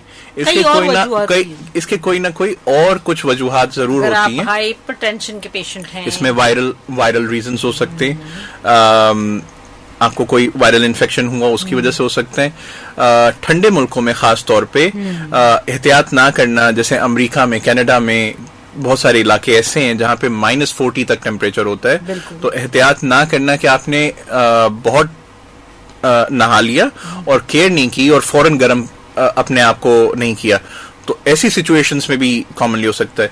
Temperature changes, instant temperature changes के अंदर भी ये चीजें ऑब्जर्व की जाती हैं। अच्छा, ये भी एक बात है कि हमारे यहाँ भी ये आदतें नहीं है हमारी। नॉर्मली हमारी सर्दियां 12-13 पे 14 पर होती थी रात में, लेकिन अब देखें तो हम भी 10 पे जा रहे होते हैं, 9 पे जा रहे होते हैं, और ग्रेजुअली हमारा भी टेम्परेचर डाउन हो रहा है। तो नहाने के बाद अक्सर लोगों की आदत होती है एसी में बैठ जाना, ये हवाओं में, ये चीजें भी बहुत मैटर करती हैं। आपका लाइफस्टाइल मैनेजमेंट भी बहुत इस पर बहुत जरूरी है, तो वो भी चीजों का भी ख्याल रखें। अच्छा डॉक्टर साहब, ये आपने बार बार हमारी बात हुई और आपने बताया रूट कैनाल, क्राउन या एनेमल या रूट और डेंटिशन, ये सारी जो टर्म्स यूज होती हैं। रूट कैनाल नॉर्मली बहुत ज्यादा होता है, अच्छा भाई आपका दांत खराब है, हम रूट कैनाल कर देते हैं, या फिर उसके ऊपर एक क्राउन लगा देते हैं, या सपोर्टिंग ब्रिज लगा लेते हैं। इनकी थोड़ी वैरायटी बताएं कि किन कंडीशंस में रूट कैनाल कराना चाहिए। बिल्कुल ठीक है। देखिए, हम ये समझते हैं कि दांत में अगर कोई खोड़ या खड्डा होगा ना, तो उसमें फिलिंग होती है, और ये फिलिंग तब होगी जब तक ये दांत के ऊपरी खोल तक खोड़ या खड्डा है, अगर इनेमल तक ये बात पहुंची है। अगर ये खोड़ खड्डा दांत के अंदरूनी खोल यानी कि डेंटिन तक पहुंच जाए, तो कई बार फिलिंग काम नहीं करेगी, रूट कैनाल करने की जरूरत हो जाएगी। सही। अच्छा, रूट कैनाल और भी कई वजह से की जा सकती है। अक्सर और बेशतर दांत में खोड़ खड्डा होगा तो रूट कैनाल करनी पड़ेगी, लेकिन कई बार ऐसा भी होता है कि दांत की जो जड़ होती है वो हसास जगह होती है। सही। और वो जड़ मुंह में विजिबल हो जाती है, क्योंकि मसूड़े और हड्डी रिसीड कर जाते हैं, नीचे चले जाते हैं। सही। तो मुस्तकिल तौर पे ठंडा और गर्म ऐसे दांतों की जड़ों को हसास कर देता है। हम ये समझ लेते हैं कि दांत का गूदा जो कि खोड़ के बाइस सेंसिटाइज हो जाता है, या दांत का गूदा जो कि जड़ के नमूदार हो जाने के बाइस और उसको बार बार हसासियत जाने के बाइस भी सेंसिटाइज हो जाता है। सही। इन दोनों कंडीशंस में हमें रूट कैनाल करना पड़ेगा। रूट कैनाल करना भी फिलिंग की तरह दांत की मुरम्मत करने का नाम है। सही। फिलिंग भराई का नाम है और रूट कैनाल इलाज करके भराई करने का नाम है। इसमें हम दांत को साफ करके इसका गूदा निकाल के गूदे या कैनाल की जगह पे हम भराई करके दांत की फिर भरपाई कर देते हैं फिलिंग के जरिए। सही। इसमें दांत निकाला नहीं जाता, बल्कि निकालने से बच जाता है, और अक्सर और बेशतर दांत ठीक हो जाता है और लंबे अरसे के लिए इस्तेमाल किया जा सकता है। ज़ाहिर स्ट्रक्चर पे भी इफेक्ट नहीं पड़ता ना, आपका दांत निकलता है तो स्ट्रक्चर पूरा जी। अगर दांत निकलेगा तो हमें कोई रिप्लेसमेंट चाहिए होगी, दांत बच जाएगा तो इसी को रूट कैनाल करने के बाद कैप किया जाएगा। रूट कैनाल किया जाता है हसासियत को खत्म करने के लिए, ठंडे गर्म की पेन को खत्म करने के लिए, और ये एक तरह से ममिफिकेशन है दांत की। सही। अब आपने इसको सेव कर लिया, अब इसको एज पर रूटीन इस्तेमाल कर सकते हैं। लेकिन जो भी चीज डेड हो जाएगी, रूट कैनाल किया हुआ दांत, ममिफिकेशन का मतलब डेड करना है, उसको मजीद आपको मजबूती देनी पड़ेगी, और इसके लिए ही क्राउन किया जाता है। क्राउन एक हेलमेट के तौर पे काम करता है, और इस तरह से भी काम करता है कि वो फिलिंग को ना निकलने दे। कई बार पेशेंट्स की कंसर्न ये होती है कि आपने रूट कैनाल कर दिया, दांत तो बच गया, कैप ना करें, तो हमें उनको ये बात समझानी पड़ती है। फिर कहते हैं नहीं, कैप भी निकल जाता है, तो उसमें हमें उनको ये समझाना पड़ता है कि अगर निकल जाए तो फौरन अपने डेंटिस्ट के पास जाके या करीब तरीन डेंटिस्ट के पास जाके उसको रिकैप करवा लें। सही, ये बहुत इम्पोर्टेंट बात है। ये अक्सर ऐसा होता है कि थोड़ी सी फिलिंग होती है, निकल जाती है, लोग चला रहे होते हैं, रूट कैनाल वाले दांतों से बड़ी बड़ी हड्डियां चबाई जाती हैं, फिर वो जो है दांत ही चटक जाएगा क्योंकि वो तो डेड है एक तरह से, आपका बस एक सबसे शो पीस रखा हुआ है। लेकिन कई बार डॉक्टर सायरा ऐसा भी होता है कि रूट कैनाल मुमकिन नहीं होता ना, तो दांत निकालना पड़ता है, देर इतनी हो चुकी होती है। हाँ, या root canal 80% of the times कामयाब होगा, या 90% ऑफ द टाइम्स कामयाब होगा, हमेशा कामयाब होने के भी चांसेस नहीं है ना। या पेशेंट टू पेशेंट वेरी करता है। अगर डायबिटिक सीवियर डायबिटिक पेशेंट है तो एग्जैक्टली तो सीवियर डायबिटिक में उसके सक्सेस के चांसेस और कम हो जाएंगे। जितनी अच्छी डायबिटीज कंट्रोल्ड है, वेल मैनेज्ड है, उतनी उसके चांसेस बढ़ जाएंगे। लेकिन अगर दांत निकलेगा तो फिर तरीकेकार क्या है कि दांत को रिप्लेस किया जाए। तो पुराने जमाने से चले आ रहे हैं, हर कोई जानता है, डेंचर्स बन जाते हैं जो रिमूवेबल होते हैं, ब्रिजिंग हो जाती है जिसमें अगर दांत मौजूद नहीं है तो पड़ोस के दांतों को ट्रिम करके उनको पिलर के तौर पे इस्तेमाल करके ब्रिज बनाया जा सकता है। और अब बहुत ज्यादा कॉमन और मुरव्वजा तरीकेकार डेंटल इम्प्लांट है, जो आप शुरू में मुझे इंट्रोड्यूस करा रही थी तो इम्प्लांटोलॉजी के हवाले से बात कर रही थी। तो dental implants are screw like structures जो कि टाइटेनियम के होते हैं, और इम्प्लांट ये वही किस्म की टेक्नोलॉजी है, वही किस्म की चीज है जो ऑर्थोपीडिक्स में हड्डी के डॉक्टर किसी की टूटी हुई हड्डी को मुरम्मत करने के लिए, कूला टूट जाए तो कूले की तब्दीली के लिए, या घुटने आजकल जो तब्दील होते हैं, ये सब के सब अपनी जगह इम्प्लांट्स हैं। या कोई रोड एक्सीडेंट में प्लेटिंग हो जाए, जबड़ा टूट जाए, सर फट जाए तो प्लेटिंग जो की जाती है, ये भी डेंटल इम्प्लांट्स हैं। उसी तरीके से अगर दांत ना रहे तो दांत की जगह प्लेस किया जाने वाला ये स्क्रू लाइक मटेरियल जो जड़ की जगह लग जाता है दांत के, इसको इम्प्लांट कहते हैं। और ये बेस्ट तरीकेकार है इस वक्त तक दुनिया में टूथ को रिप्लेस करने का। लेकिन हर शख्स अगर ये समझे कि मेरा किया जा सकता है तो नहीं हो सकता। अगर आपकी शुगर कंट्रोल नहीं है तो नहीं हो सकता। अगर आप कॉर्टिकोस्टेरॉइड्स लेते हैं, जैसे किडनी ट्रांसप्लांट के, लिवर ट्रांसप्लांट के पेशेंट्स, उनको स्टेरॉइड्स लेने पड़ते हैं तो नहीं हो सकता। अगर आप बहुत ज्यादा बेतहाशा स्मोकिंग करते हैं तो नहीं ये कर सकते। सो ये वो चीजें हैं जिनका ख्याल रखना जरूरी है। हर चीज हर किसी में मुमकिन नहीं होती, और ये फैसला करना, इसका तयन करना डॉक्टर की जिम्मेदारी है। और अगर आप फिर भी कंफ्यूज हो so you must seek a second opinion.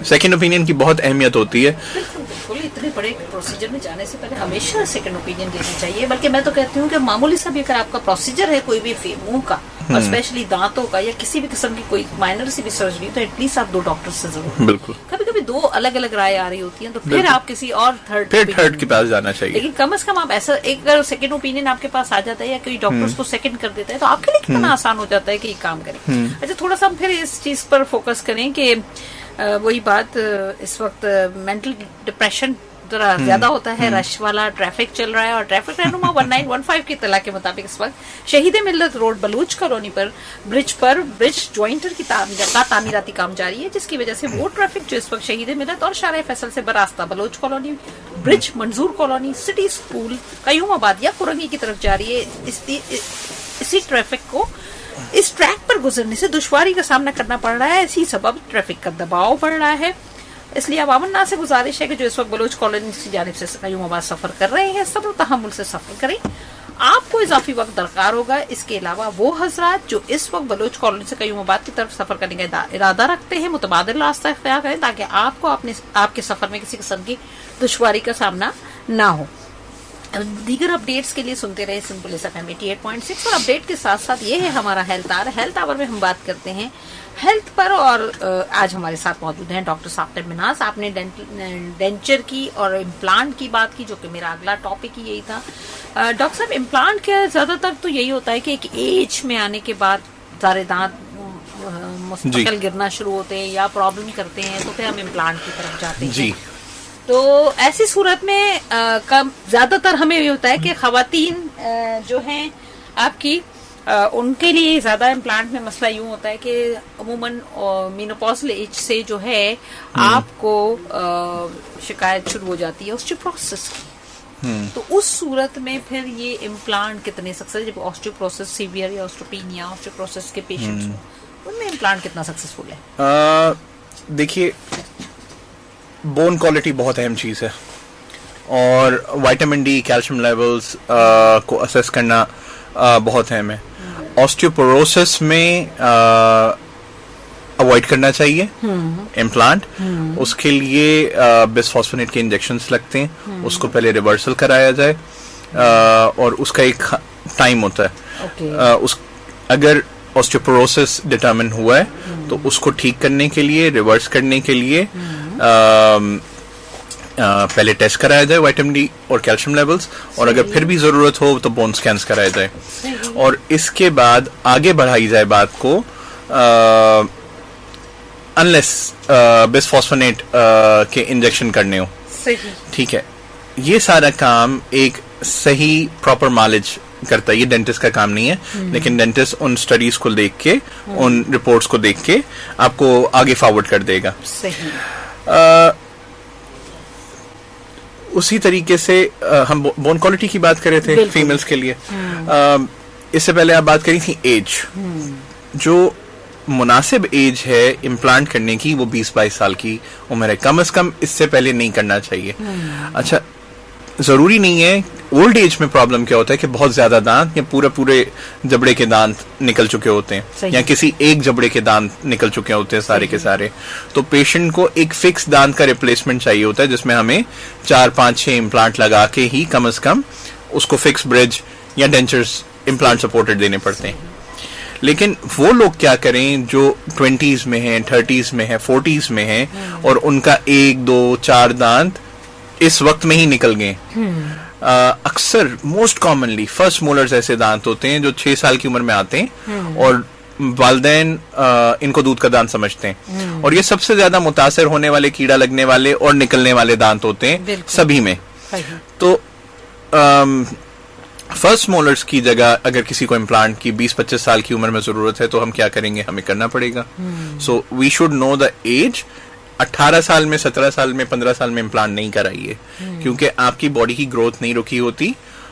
So you have to wait. This is recommended कि 20-22 साल में जब ग्रोथ पूरी तरह रुक गई हो और फिर ही इम्प्लांट किया जाए। बिल्कुल। और आपका इम्प्लांट जो है वो मुतासिर ना हो और ट्रीटमेंट अच्छे नताइज थे। इसी तरीके से जिसमें जितने दांत निकल जाएं, अक्सर और बेशतर लोगों में तो 1-2-4 दांत होंगे ना, जहां जैसी अवेयरनेस, जैसी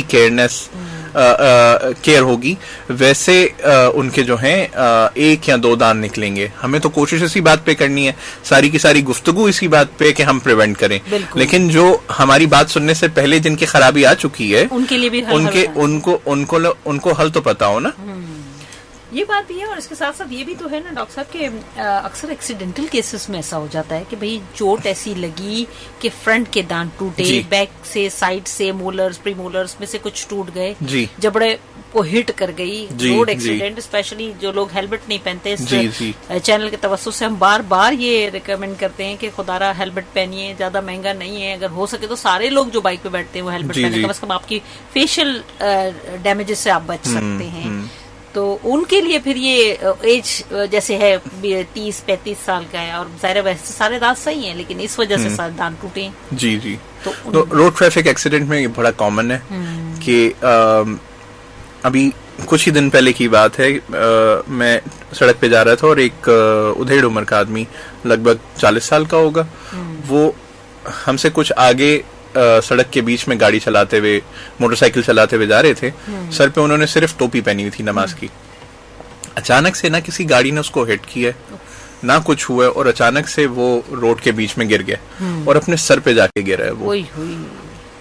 अगर इस आदमी ने हेलमेट पहना होता तो ये किसी मेजर इंजरी से बच जाता। वी डोंट नो, हमें नहीं पता कि इनके साथ कार्डियक अरेस्ट का मसला हुआ है, हमें नहीं पता कि इनकी शुगर डाउन हुई है। लोग रुके, उन्होंने उनको देखा, संभाला, एम्बुलेंस कराई और आगे ले गए। लेकिन इस तरह की भी चीजें कि हिट नहीं है और एंड इफ यू फॉल अचानक से, किसी को स्ट्रोक हुआ है, क्या हुआ है हमें नहीं पता. So people have to be careful. अपने आप को फन्ने खान नहीं समझे. हाँ जी, बिल्कुल. और एहतियात लाजिम है. और हम मॉर्टल बीइंग्स हैं, हमने चले जाना है. और सबसे अहम हमारी फैमिलीज हैं. तो अपने लिए ना करें, अपनी फैमिलीज के लिए सोच के करें, आसान हो जाएगा. बहुत जरूरी है अपने लिए ना. सही, वैसे भी इंसान जीता है ना, अपने लिए तो सभी जीते हैं इस जहाँ में. जिंदगी का मकसद दूसरों का काम है. तो आप किसी काबिल होंगे तो आप दूसरों के काम आएंगे ना. आप अपने आप को सेहतमंद रखेंगे तो आप किसी के लिए काम है. अच्छा, आप लोगों का जो सबसे ज्यादा कारोबार चलता है डॉक्टर साहब, वो चलता है सेलिब्रिटीज से, जो अपनी स्माइल बेहतर बनाने के लिए सारे जतन कर लेते हैं ना, महंगे महंगे. तो मुझे बताएं कि सेलिब्रिटीज की स्माइल को मेंटेन आप लोग बनाते हैं, अच्छा करते हैं? बिल्कुल सही कह रही हैं आप. पहली वाली बात से मैं थोड़ा सा इनहराफ करूंगा. देखिए, कॉस्मेटिक डेंटिस्ट्री बहुत अहम है हर किसी के लिए. खवातीन के लिए 16, 17, 18 साल की उम्र की लड़कियों से दे स्टार्ट गेटिंग कॉन्शियस, और अब तो लड़के भी. कॉस्मेटिक डेंटिस्ट्री के अंदर कई चीजें आ जाती हैं. बहुत बेसिक से बेसिक दांतों की सफाई. थोड़ी और आगे चलें तो जिनके दांत बहुत अच्छे हैं, खूबसूरत हैं, और उनको उनमें पीलाहट खत्म करने के लिए टीथ व्हाइटनिंग. और इससे आगे बढ़ जाएं, आगे चलें तो फिर लोगों को इनको मसनूई तौर पे और बेहतर करना है, तो उसके लिए वो वेनियरिंग, क्राउनिंग या बड़े बड़े प्रोसीजर्स कराते हैं, जिसमें सिरकोनियम वेनियर्स, ईमैक्स वेनियर्स, जो पोर्सलिन के वेनियर्स होते हैं, या मेटल फ्री वेनियर्स होते हैं, और बहुत सारी हमें नाम नहीं लेना चाहिए. इस वक्त सेलिब्रिटीज ऐसी हैं जिनके नेचुरल दांत भी हैं, लेकिन बहुत सारे ऐसे हैं जिनके बिल्कुल कॉस्मेटिक टीथ है. इसमें इसके अलावा कॉस्मेटिक्स के अंदर अलाइनर्स और ब्रेसेस भी आते हैं. अलाइनर एक नया जरिया है ब्रेसेस की तरह दांतों को सीधा करने का. लेकिन नताइज तभी आएंगे जब, कई बार ऐसे होता है कि पेशेंट्स अर्ली एज में अपने प्रॉब्लम्स को समझ लेते हैं, तो वो पहले अपने दांतों को अलाइन कराते हैं. क्योंकि जितने दांत वेल अलाइंड होंगे लेकिन उनकी शेप ठीक नहीं हो, इस चीज को समझिए, अलाइनमेंट, अरेंजमेंट और स्कैटर्ड. तो डिसअरेंज्ड, अगर चीज टेढ़ी मेढ़ी पड़ी है तो उसको अरेंज कर लें. अब अरेंज करके उसको सेट करेंगे तो और खूबसूरत लगेगा. तो कुछ लोगों को जरूरत क्या पड़ती है कि पहले दांत अलाइन कराने पड़ते हैं, फिर उनको विनियर कराने होते हैं. तो जब वो अलाइन होके विनियर होंगे तो बहुत शानदार नताइज होते हैं. और कुछ लोगों की स्माइल ही हॉलीवुड स्माइल होती है, बहुत अच्छी अरेंजमेंट होती है दांतों की, उसको वो जब इनहैंस करना चाहते हैं, मतलब समझिए कि उनको ब्रेसेस की या अलाइनर्स की जरूरत नहीं है, और कुदरती तौर पे उनके दांत शानदार और खूबसूरत हैं, लेकिन फिर भी वो उसको they want to take them a mile ahead, और उसको खूबसूरत और बेहतर करना चाहते हैं, तो विनियर्स कराते हैं. तो they give very good results. लेकिन again, being a dentist, being a professional, मेरा मशवरा यही होता है कि इस किस्म के प्रोसीजर्स को as long as you can avoid करें. जैसे अगर आपने आंख का लेंस लगवाना है और या लेजर कराना है, तो वो डॉक्टर कहेगा यार अभी तो तुम 40 के नहीं हो, अभी तो तुम पहले एक आंख का करा के देखो. तो वी टेल पेशेंट्स कि आप अपने नेचुरल दांतों के साथ कुछ करें. लेकिन सेलिब्रिटीज और मॉडल्स या ये लोग, इनकी लाइफ शॉर्ट लिव्ड होती है. ये 5, 10, 15 साल की इनकी जिंदगी होती है, जिसमें इनका पीक पीरियड होता है. और इसी टाइम में इन्होंने अपनी स्माइल से, अपनी पर्सनालिटी से, अपने लुक से अर्न करना होता है. तो उसमें ये चीजें इनके लिए पर्पसली जरूरत होती हैं. और कुछ लोग ऐसे होते हैं कि वो नहीं भी होते और उनको वैसी स्माइल चाहिए होती है. सम ऑफ द टाइम्स तो पेशेंट्स हमारे पास आते हैं कि हमें इस जैसी स्माइल चाहिए. तो और and we have to try कर सकते हैं. क्योंकि देखिए, हर एक के पास अल्लाह ताला ने, वैसे आप वो काम कर रहे हैं, देखें अल्लाह ताला खूबसूरती को पसंद करता है, अल-मुसव्विर. तो जब हमारा रब बेहतरीन हमें शाहकार एक तरतीब देके भेजा है ना दुनिया में, आपको सारी चीजें देके भेजी है जी। अभी आपका काम है ना कि आपने कितना संभाला और कितना जाया किया, और उसके बाद फिर जब आप आर्टिफिशियल लाइफ पे आ जाते हैं ना, तो फिर वो आर्टिफिशियल ही होता है। उसमें आप कुछ भी कर लें, आपका वो look for the time being तो शायद आ जाए, बहुत अच्छा भी आ जाए, लेकिन आपको फिर उसके लिए बहुत बड़ी कीमत अदा करनी पड़ेगी। लेकिन अगर आप नेचुरल वे में जाके अपने दांतों की सफाई रखें, उसकी क्लीनिंग रखें, तो मेरा ख्याल है वो स्माइल ज्यादा परमानेंट होती है आपकी, और वो आप केयर फ्री भी होते हैं कि भाई अब ये करवा लिया है तो ये भी करवाना पड़ेगा, ये नहीं होता उसमें, ये सब चीजें चलती रहती हैं। अच्छा जी, ये बातें हो रही हैं हमारी दांतों के मुताबिक और खूबसूरती, चेहरे की खूबसूरती और फर्स्ट अपीयरेंस। जब भी कोई मुंह खोलता है, चाहे रो रहे हो चाहे हंस रहे हो, दांत सबके नजर आते हैं। सबसे पहली चीज दांत ही नजर आते हैं, और उसी से पता चल जाता है बंदा कितना साफ सुथरा है। बिल्कुल ऐसे ही है। तो जिंजिवाइटिस बड़ा कॉमन जी, उसकी कुछ साइन एंड सिम्टम इसलिए बताएं कि कुछ सुनने वाले हमें अभी ज्वाइन कर रहे हैं, या उन्होंने अभी ट्यून किया है अपना रेडियो सेट, या कार में बैठे हैं या ड्राइव कर रहे हैं, तो केयरफुली ड्राइव करें और सुनते रहें सिंपुलिस FM 88.6 आपके सफर में, आपका हम सफर। तो जिंजिवाइटिस क्या होता है? जिंजिवाइटिस मसूड़ों की सूजिश का नाम है। बिल्कुल। इब्तदा में अगर दांत पर वक्त साफ नहीं रखे जाएं, किए जाएं, तो दांतों के ऊपर मैल बिल्डअप होती है, जिसको हम प्लाक भी कहते हैं। अगर ये जमने लग जाए और सख्त टाटर जमने लग जाए, अगर हम 48 घंटे तक 2 दिन तक सफाई ना करें, तो ये हार्ड डिपॉजिट्स बन जाते हैं, जो कि साफ करने से साफ नहीं होते। और ये हार्ड डिपॉजिट्स कैलकुलस जो हैं, इनके अंदर जरासीम पैदा होते हैं, और ये जरासीम वहां पे अपना फुजला, अपने टॉक्सिन्स रिलीज करते हैं, और ये दांतों में खोड़ खड्डे और मसूड़ों की सूजिश का बाइस बनते हैं। अगर फिर भी सफाई अच्छी है, ब्रशिंग अच्छी है, हाइजीन अच्छी है, तो सिर्फ और सिर्फ मसूड़े मुतासिर हो रहे होते हैं, मसूड़ों में सूजिश आ रही होती है। इस मसूड़ों की सूजिश का नाम, गम्स की इन्फ्लेमेशन का नाम फिर जिंजिवाइटिस है। सही। अगर ये मुस्तकिल बुनियादों पे जिंजिवाइटिस रहेगा, तो ये और ज्यादा बढ़ेगा, ये टाटर और कैलकुलस और बढ़ेगा, ये सूजिश और बढ़ेगी, मसूड़ों से खून आना भी शुरू होगा, और ये नीचे हड्डी की तरफ डिपॉजिट्स या टाटर या कैलकुलस बढ़ना शुरू हो जाएगा। सही।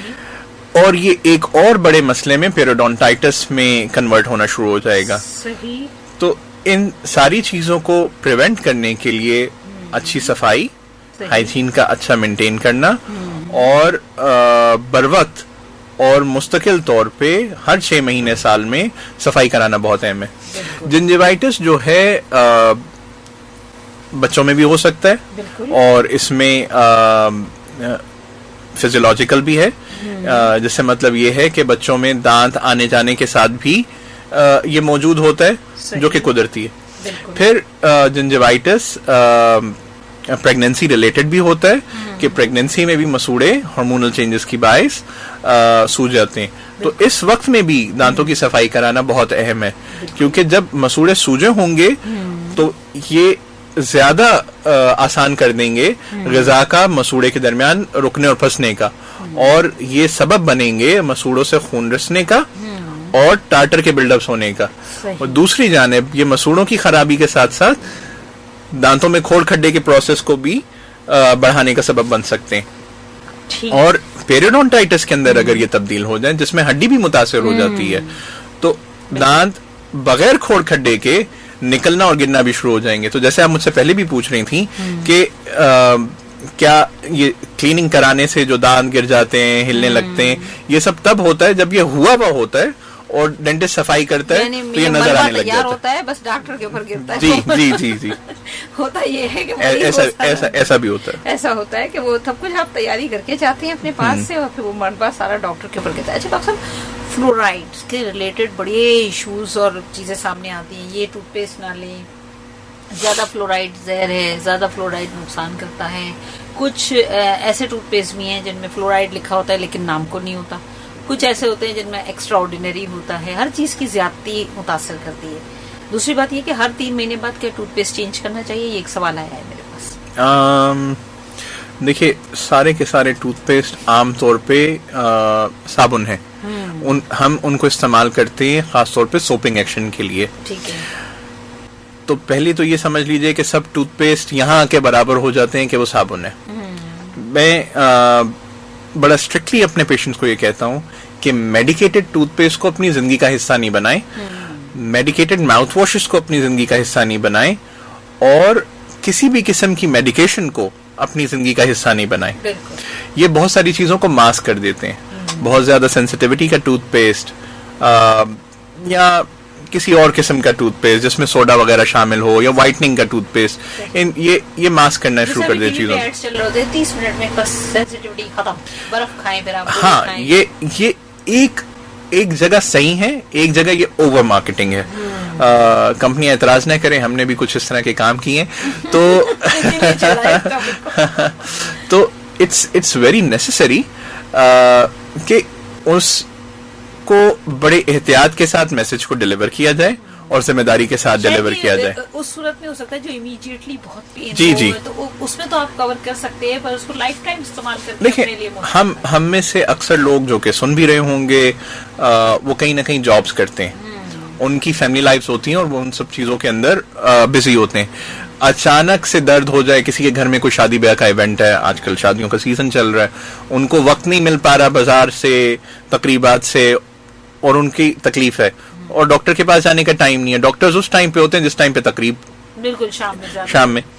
तो ऐसे में क्या करें? तो फिर वो मेडिसिन ही लेंगे, फिर वो कोई सेंसिटिविटी का टूथपेस्ट लेंगे। तो इनको लेना चाहिए, इस्तेमाल करना चाहिए और इमरजेंसी के तौर पे, और उसके बाद इनको छोड़ देना चाहिए। लेकिन रूटीन यूज में आई वुड से एक टूथपेस्ट भी रहे। ये बहुत सुनता हूं मैं कि साबुन हर 3 महीने के बाद बदल दें, शैम्पू हर 3 महीने के बाद बदल दें, टूथपेस्ट हर एक अच्छा इस्तेमाल करें ब्रांड। और फ्लोराइड की जरूरत होती है कैविटीज को प्रिवेंट करने के लिए।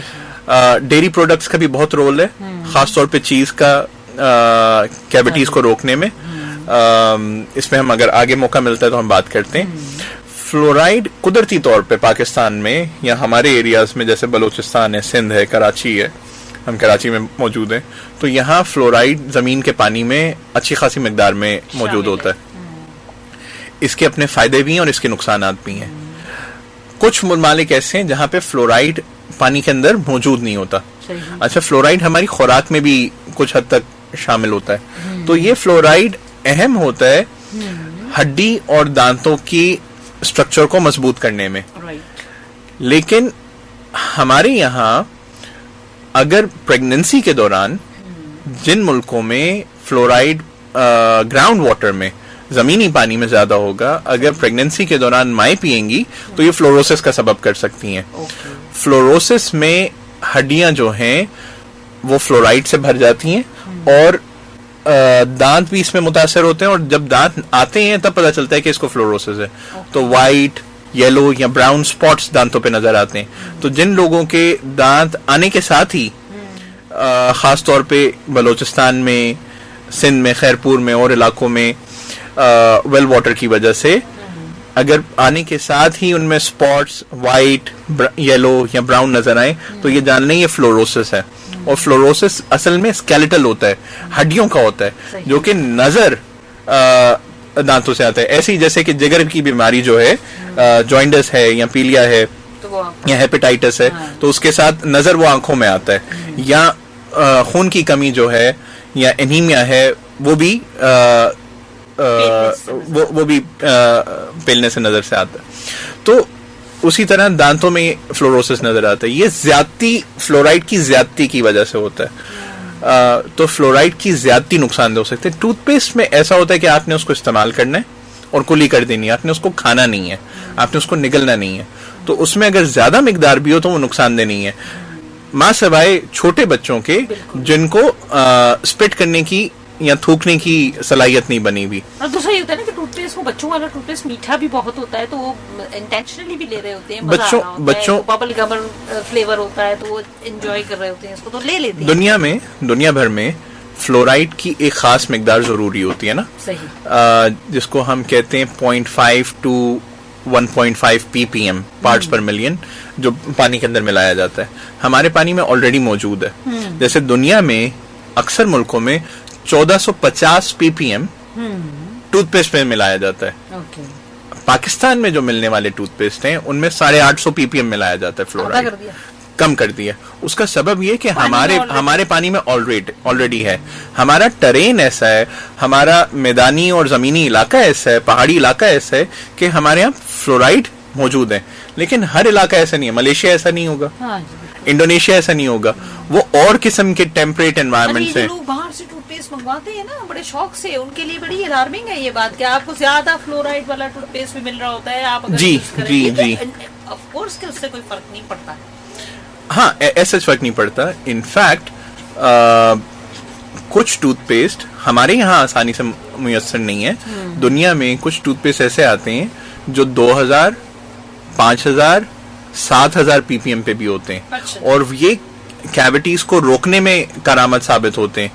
या जिनमें वैसे ही आसानी से कैविटीज बनने के खदशात हों, उनका विटामिन डी कैल्शियम लेवल कम हो, या और उनकी वीकनेसेस हों, जिसको डॉक्टर समझ के एडवाइस करे कि आप ये टूथपेस्ट इस्तेमाल करें, तब वो भी इस्तेमाल करने चाहिए।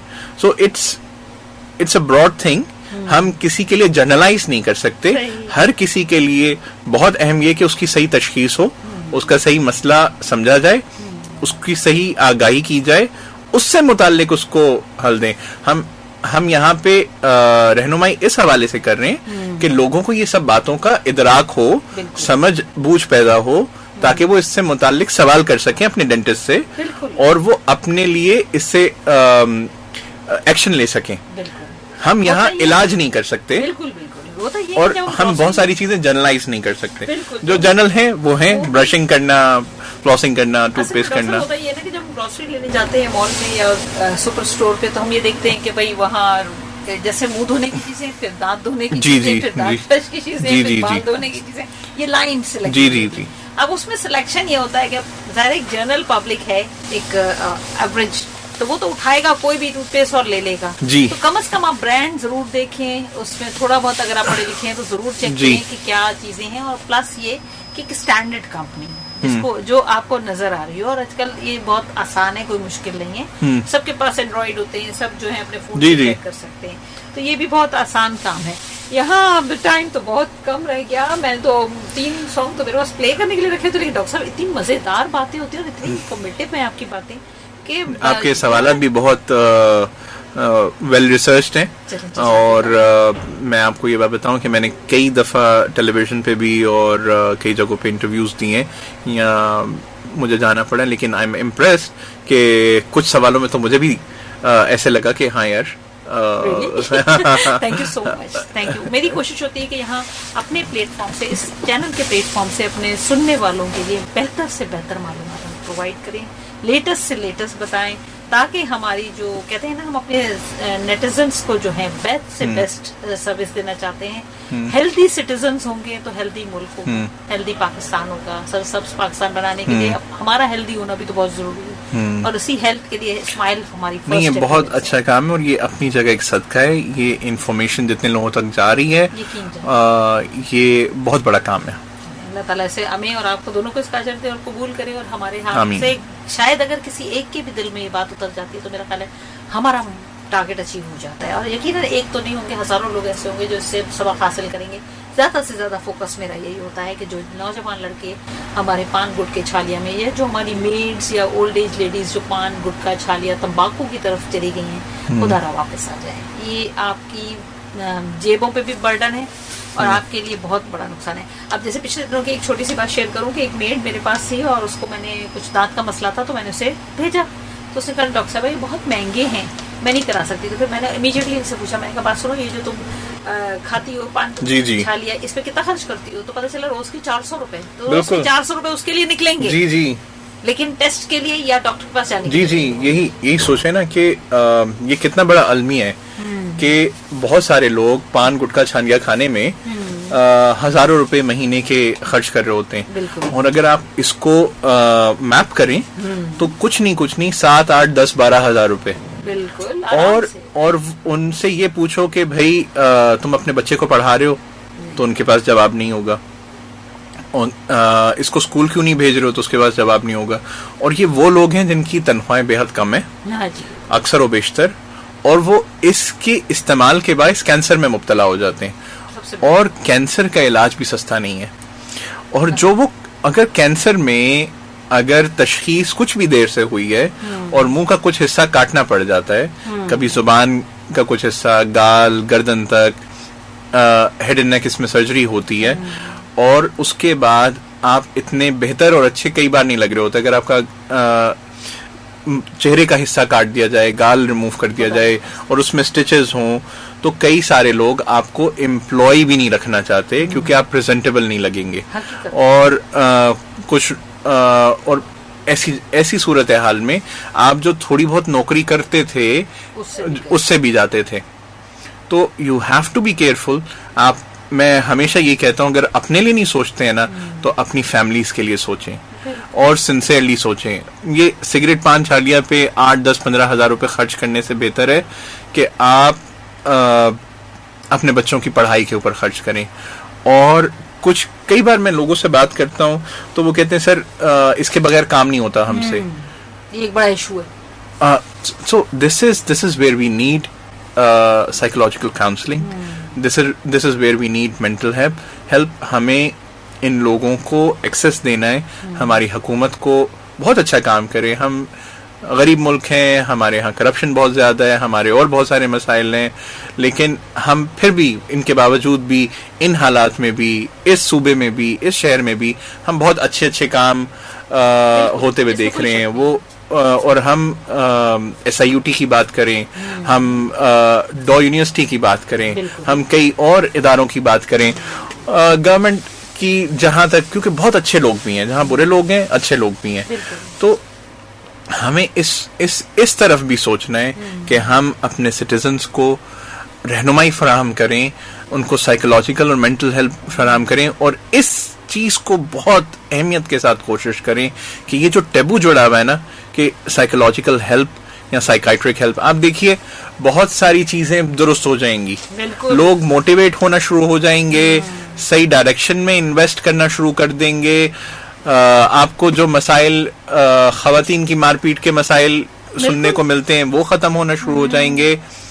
मैं बात तो डेंटिस्ट्री पे करने आया था, लेकिन ये बहुत जरूरी और बहुत अहम बात है कि बहुत सारे, हम रमजान में बस गाड़ी के ऊपर चढ़ जाएं तो एक शख्स कह रहा होता है मेरा रोजा है, तो मतलब ही नीड्स हेल्प, तो ये सिर्फ उसका रोजा है क्या?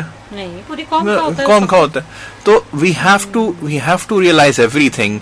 हमें रूट असेस करनी है कि किसका कहाँ मसला है, उसको सही से जांचना है और उसको वहां हेल्प करनी है। अगर हम इस चीज को भी सही कर दें, अपने तालीम के मसले को सही कर दें, मौका है तो इसका फायदा लेते हैं। कई बार आजकल तो आप देख ही रहे हैं फेसबुक के ऊपर नई किताबें जो हैं बोरियों में रद्दी में जा रही हैं। जो चीजें कई बार हमें देखने को मिल जाती है, हमारी आंख भी देख लेती है, जो चीजें सैलाब मुतासरीन के लिए जानी थी वो शहर में ट्रकों पे बिक रही होती हैं। तो बहुत अच्छा काम भी हो रहा है, लोगों तक पहुंचती भी हैं,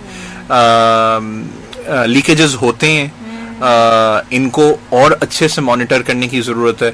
हर इदारा, मेरे ख्याल में हर इदारे में अच्छे बुरे लोग होते हैं, और ये अच्छे लोग हैं कि वो इदारे कायम हैं और काम कर रहे हैं। इन अच्छे लोगों को आगे लाने की जरूरत है और इनको और ज्यादा मेहनत करने की जरूरत है। बिल्कुल, काउंसलिंग करना हमारा काम है और डेफिनेटली हमें अपने अपने हिस्से का रोल प्ले करना है। डॉक्टर साहब, बिल्कुल कट टू कट टाइम चल रहा है, हो गया, लेकिन यहाँ मैं एक रिक्वेस्ट आपसे ये भी करूंगी कि हमारे नौजवान, हमारे असासा सिंध पुलिस के जवान जो सारा दिन धूपों में काम करते हैं, खड़े रहते हैं, हमारे लिए, आपके लिए सर्विस देते हैं, तो उनके लिए भी डेंटिस्ट्री के मसाइल बड़े ज्यादा होते हैं। तो मैं फिर आफ्टर द स्टूडियो प्रोग्राम में आपसे बात करूंगी, जो कुछ हो सका हम कोई ना कोई ऑफर करेंगे, कोई कैंप करेंगे, डेफिनेटली करेंगे, ताकि हम उनको भी ये सर्विस प्रोवाइड करें, ताकि छुट्टी वाले दिन आके वो भी अपना डेंटल चेकअप कराएं। 110%। देखिए, मुझे पता था डॉक्टर साहब ने डन करना है। डॉक्टर साहब जल्दी जल्दी कोई मैसेज दे दीजिए, फिर हम बस अपने इर्द गिर्द के लोगों का ख्याल रखें, अपना ख्याल रखें, और कोशिश करें आपके हर अमल से लोगों को फायदा हो। बिल्कुल। भले आप गाड़ी में दफ्तर जा रहे हैं, इस बात का ख्याल रखें कि गाड़ी आप ऐसे चलाएं कि दूसरे किसी को तकलीफ नहीं हो। आप भले रिक्शा चला रहे हैं, आप ऐसे ना करें कि किसी की गाड़ी में घुस जाएं, या मोटरसाइकिल वाला, उसको गाड़ियों के बीच में से जगह मिल रही है तो ऐसे घूम के ऐसे, या आप किसी मोटरसाइकिल वाले का ख्याल ना करें, तो ना किसी को हकीर समझें, ना ये समझें कि उसके पास बगैर मेहनत के आ गया। हर किसी का ख्याल करें, और अगर आप ख्याल करेंगे अल्लाह ताला आपका ख्याल करेंगे, और उसका अजर मिलेगा आपको। Definitely, और बिल्कुल। यही मेरे ख्याल में मशवरा है। सबसे अच्छा मैसेज, सबसे अच्छी बात और खूबसूरत इंसान, खूबसूरत मैसेज। इस दुआ के साथ कि इंशाल्लाह जिंदगी रही तो अगले बुध को फिर मिलेंगे। इजाजत दीजिए, न्यूज ब्रेक की तरफ चलते हैं। अल्लाह हाफिज। पाकिस्तान जिंदाबाद। मुमकिन है बाहर, मुमकिन